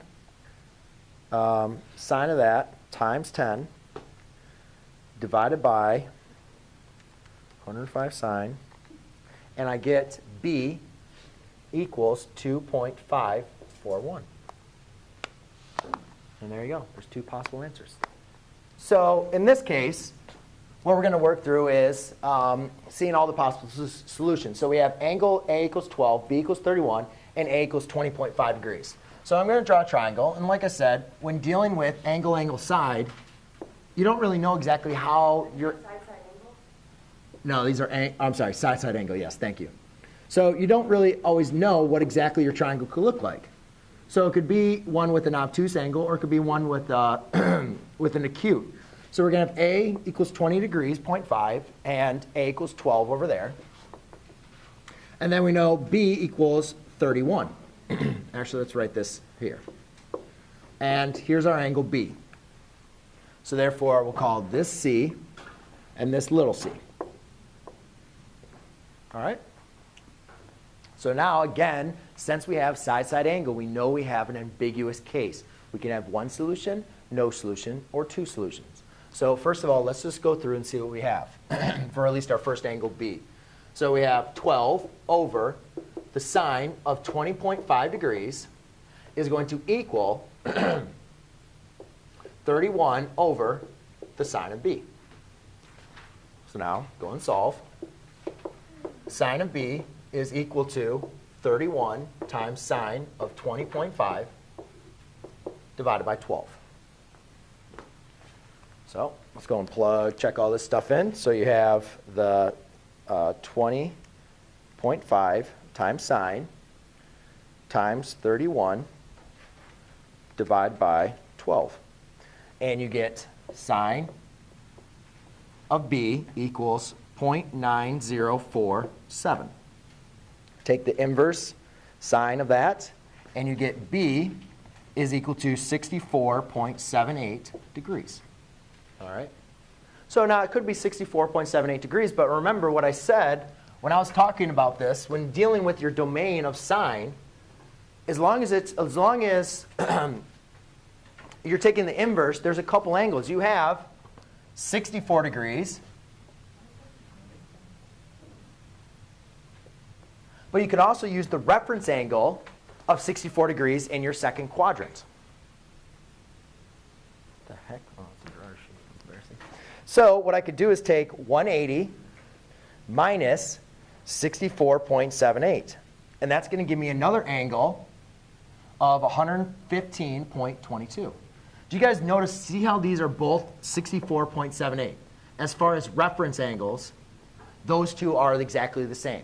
You guys see how those 64 and 64 off of the x-axis, I have two angles that are 64.78 degrees. Does everybody see that? Okay? We know that these two angles have the exact same y coordinate, right? So their sines are equal.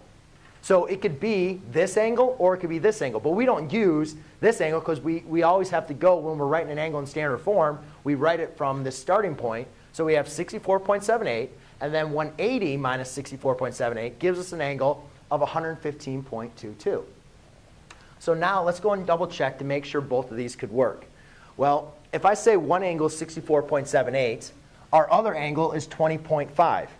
Well, obviously, this put 20.5 is still going to give us another angle, right? Which would be our last. So if we're going to say B equals 64.78, then we can easily figure out what our other angle is. So 180 minus 64.78 minus 20.5. And we could say C equals that. So you could do 180 minus 64.78 minus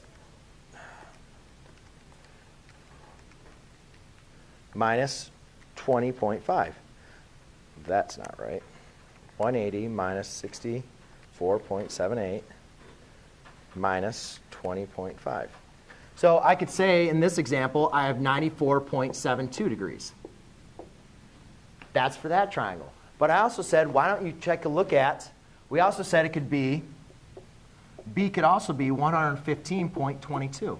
Well, let's see that, because what if I did C equals 180 minus 115.22 minus 20.5? Would that still provide us with an angle C? Right? Because what if this was an obtuse angle now? Rather than being acute, let's say it's obtuse. So let's take a look at it. So we could say C equals 20.5, or C could equal 115 degrees.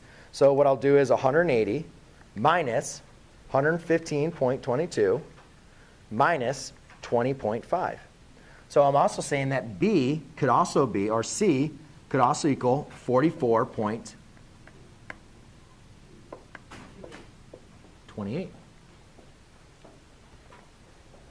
All right, so what we're doing is we're actually providing it with two different solutions.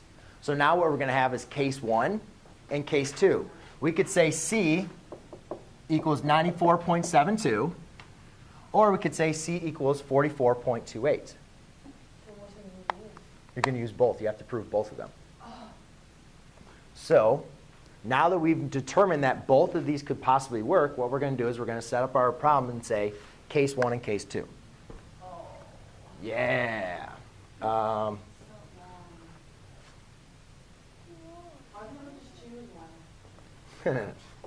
Good question.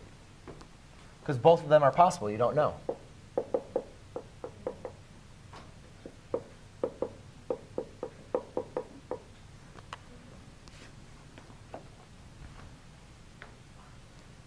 So we could say B equals 64. So if B equals 64, that means C equaled 94.72. Or you could say if C equaled 115, then C equaled 44.28. So now what we'll do is we're just going to set up two cases.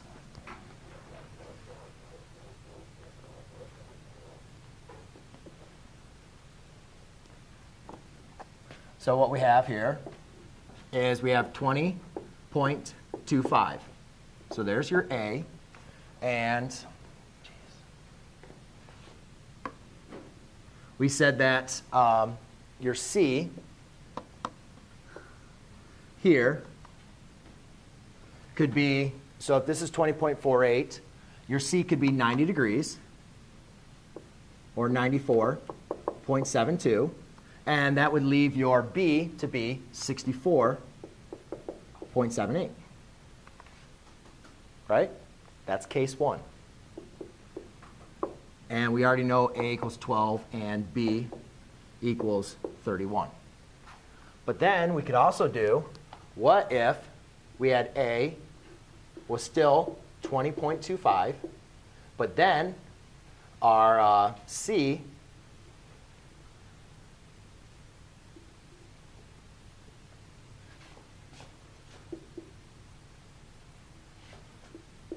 so let's say A is going to be 20.25. B, right there, is going to equal 115.22. And then C is going to equal 44.28. So do you guys see how we could still create two different triangles? All these angles add up to 180. All of these angles add up to 180. So there's two different cases we need to work on. So the reason why, Taylor, you can't just say, oh, one's right and one's wrong, is because both of these are possible. All right? So we need to make sure we evaluate for both cases. So let's do case 1. So in case 1, we know all the angles. The only thing we don't know is what C is. So we just need to pick a ratio. A's with C's or B's with C's. Doesn't really matter. Let's just do this one. Let's do B. So I say 31 over the sine of 64.78 is equal to C over 94.72. And then for case 2, again, we don't know what the C value is, as this is 31 and this is 12. We don't know what C is. So again, we're going to use another ratio. Again, you can still use the ratio of this of A. In this case, let's do B. So I'll do, oh, actually, I did B. I did B. So this one, let's do A. So I'll do 12 over 20 point, the sine of 20.25 equals C over the sine of 44.28. I don't know why I didn't write that in there.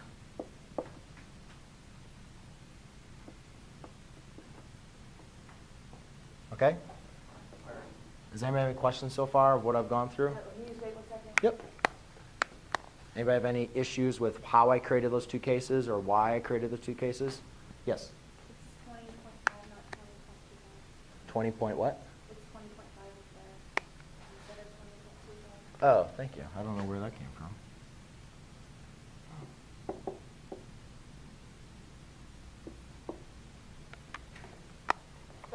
All right, so now I can just say C is going to equal 31 times the sine of 94.72 divided by the sine of 64.78. So we could say C could equal this, or we could say C is going to equal 12 times sine of 44.28 divided by the sine of 20.5. So now we just go and evaluate for each one of these values. And so you could do 94.72 sine times 31 divided by 64.78 sine. And I get 34.15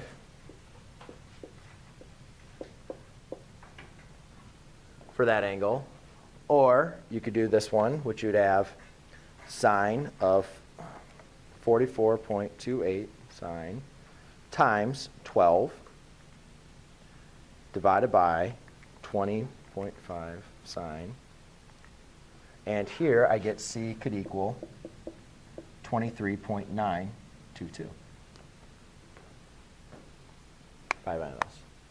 So we have two different possibilities for our angles of sine. It could either be 34.15, which you guys notice, that's going to create a, you can even see just in my sketches of my triangles, this C, right, the length of this C is larger than the length of this C. And I just roughly sketched it. But you guys can see also by plugging in those. Okay? So again, going back to when you have side-side angle, there's 3 ambiguous cases. 1 solution, no solution, or 2 solutions. The only way you're going to be able to determine that is when you take the inverse sine is checking both of those angles to see if that second angle will work or if it won't work. So let's go back to our triangle, the one that we love.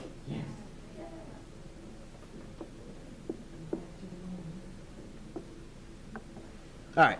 So if we had this triangle, what I'm going to talk about now is area. All right. So we have a right triangle. You're like, all right, I know a right triangle. That's the same thing as kind of like a rectangle. So as long as I do length times width, but a triangle is only half of that, so I could say the area of this is going to be 1/2 A times B, which would be your length times height, base times height, whatever, length times width, either way you want to look at it, right? But you know, triangle is half of a rectangle, rectangle is length times width, right? Good. So now, what happens if I have a triangle that's going to look like this? Or what happens if I have a triangle that looks like that? All right? Well, first of all, we don't know what h is, right? You're right. We need to figure out what the height is. So in this case, we know our height is a because we have a right triangle. And we have a right angle, so we're going to have perpendicular lines. But in both of these two cases, Mr. McLogan, I called this at the beginning of class. you called this what? I should get it straight. Right. So we need to be able to determine, or do the Harlem Shake, we need to be able to determine what exactly our height is going to be. All right?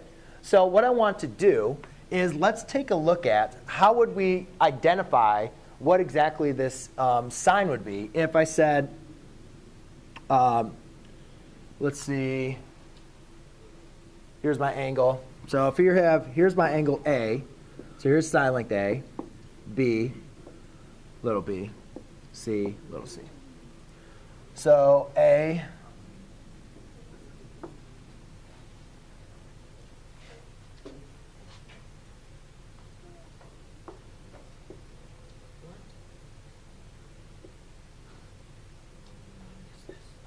I'm just labeling my triangle. Oh. Okay? So all I'm doing is I'm just looking at the triangle on how we'd go ahead and complete it. I just want to make sure, using my B across from there. So if you guys are looking at this, if I want to find the length of my A, all right, I'm sorry, I need to find this height. Let's pretend I create a right triangle with this, right? So now I can say, how would I be able to figure this out? Well, I could say that the height of this, if I was going to kind of break this up and just look at this from a right triangle standpoint, I could now say that now knowing what sine, cosine, and tangent are, this h is equal to the sine of A, which is opposite over, smaller case, I rewrote those. So I could say that the sine of A is equal to h over b, right? And then if I just wanted to figure out what h was, I would multiply b on both sides, and therefore I could say h equals b times the sine of a. Does that kind of make sense, what I did? Because remember, if I wrote this triangle, remember, sine is opposite over hypotenuse. So what I did is I created a right triangle, right? Because we can only use our trigonometric function if we have a right triangle. So what I did is I created my own right triangle. So therefore I could say, oh, hypotenuse is, or sine is opposite over hypotenuse. And now by solving for h, I can say, oh, the height of this oblique triangle is b times sine of a. Yes? Did you trying to find the height? Are you trying to find the area of both triangles and put them together? No, I'm going to show you some formulas that we're going to use. Right now, I'm kind of explaining why our h is going to be equal to this and why it's going to make sense. And then over here, if I wanted to find this height, again, I'd use sine of a is equal to h over c. Again, solving for h. So as you guys can see, it doesn't matter. It's not going to matter what kind of triangle I'm dealing with, but your hypotenuse, or your h, your height, is always going to be one length times your other length, right? Or I'm sorry, your one length of your triangle times your height. Or I'm sorry, here is your height, which is going to deal with the sine of your angle, right, times another length of your triangle. Now remember, we talked about length. So let's say that's your height, right? Because we said area, let's rewrite this in different, is 1/2 base times height, right? That's another way to kind of write it. Well, we already know what h is, right? So h is this. So therefore, let's say, pretend I know what my h is. Then I multiply my height by what? Your base, right? Your base here or your base there. So then you're going to multiply it by another value and then multiply it by 1/2. So I want to give you guys a little bit of an idea on that, so then you'll kind of understand these formulas that I'm going to write up here. So the formulas for area of a triangle go as follows. So we could say the area is equal to 1/2 b times c sine of a, which is equal to 1/2 a times b sine of c, which is equal to 1/2, let's see, a times c sine of b. Now, you guys don't need to use every one of those formulas. All you simply need to use is use the formula when you're given a triangle that has certain values. All right, and we'll do a problem like this here in a second. But what you guys can notice that I want you to understand is, where did this come from? That is your what? You guys remember what we just did? What does this represent? Yeah, but what does it represent in a triangle? Length, width, height, base. It represents your height, right? We just showed how h equals your value, one of your side lengths, times the sine of an angle. So that represents your height, times it by b, which you could represent as your base, times 1/2. So if you're given a triangle with an angle A and side lengths b and c, then you use this one. If you're given a triangle with an angle of c, side lengths a and b, use this one.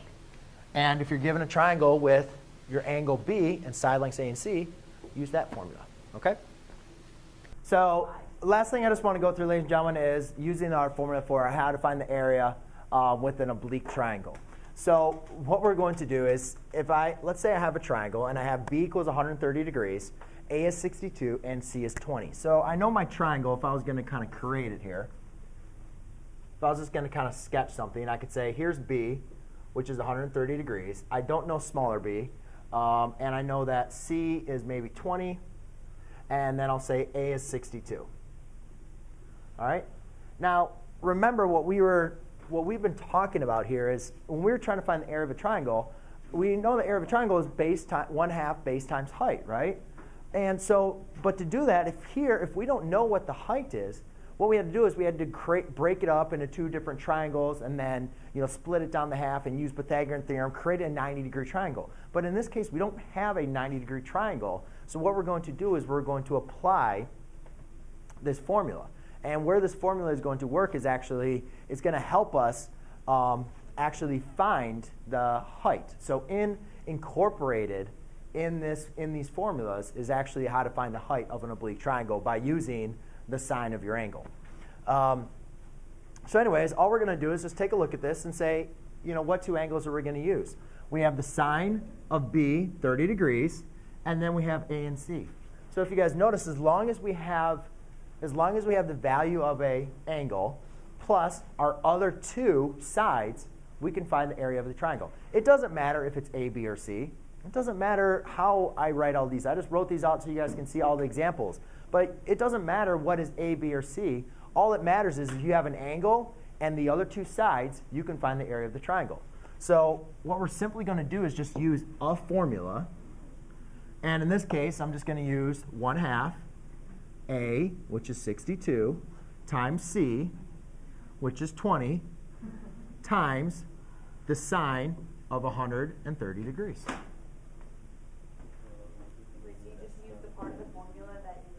Yeah, but it does. Yes, I mean you're just going to use the part of the formula that we're working with. So it's not it was like the law of sine. The law of sine said a over sine of a is equal to b over sine of b. It's the same thing with these formulas. The sine of your angle times your other two side lengths times 1/2 is going to be equal to the area.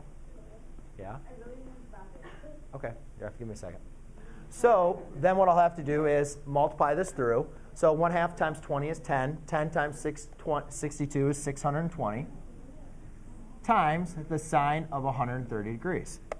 Then I'll just do sine of 130 degrees times 620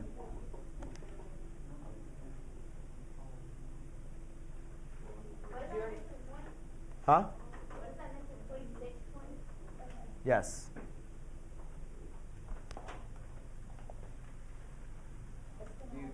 I'll get it to work out. Okay. Okay.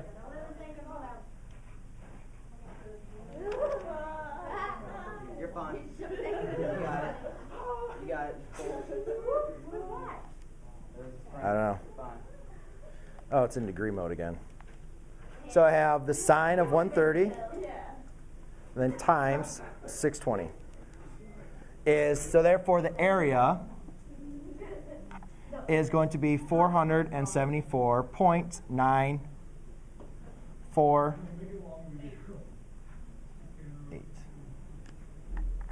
And there you go.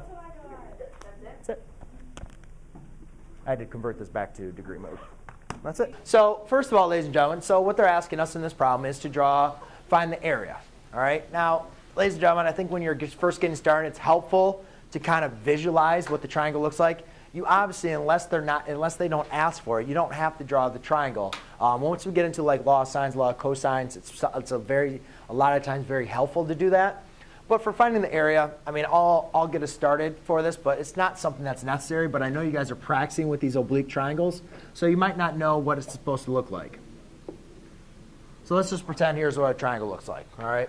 So let's say our angle A is 5 degrees and 15 minutes. Well, guys, let's convert that to decimal form.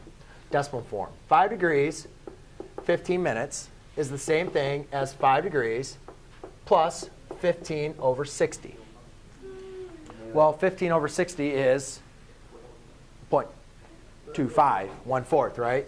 So it's going to be 5 degrees, or 5.25 degrees. Right? So I don't even need to go around my calculator for that. So let's just write that in there. 5.25 degrees.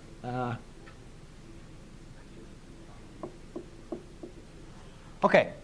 Now, let's just pick up what B and C is. Let's call this one C, this one B. So B is 4.5, and C is equal to 22. Now, remember the area of the triangle. There is an area of a triangle that what happens when you have angle or length B, length C, and the angle A? Well, the area of the triangle is as simple as this. You don't need any other values, but it's going to be 1/2 your leg times your leg times the sine of your angle, which is 5.25 degrees.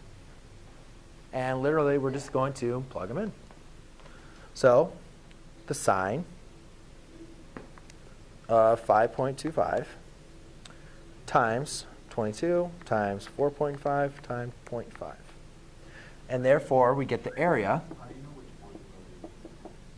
4.5293. It's not going to matter. If you notice, every single one of the formulas, it didn't matter if it was 1/2 A times B sine of, or 1/2 B times C sine of A, if it was A times C sine of B, or if it was C B sine of A, or BC. It doesn't matter. All it is your two side lengths, and then your other angle that does not have a side length to be able to plug it in there. So in reality, if you just look at it, it's pretty much 1/2 one leg of a triangle times another leg of the triangle times the sine of whatever angle is not a part of those two legs. Okay? So it's just like Yes. You have to be able to apply it with SSA. Exactly.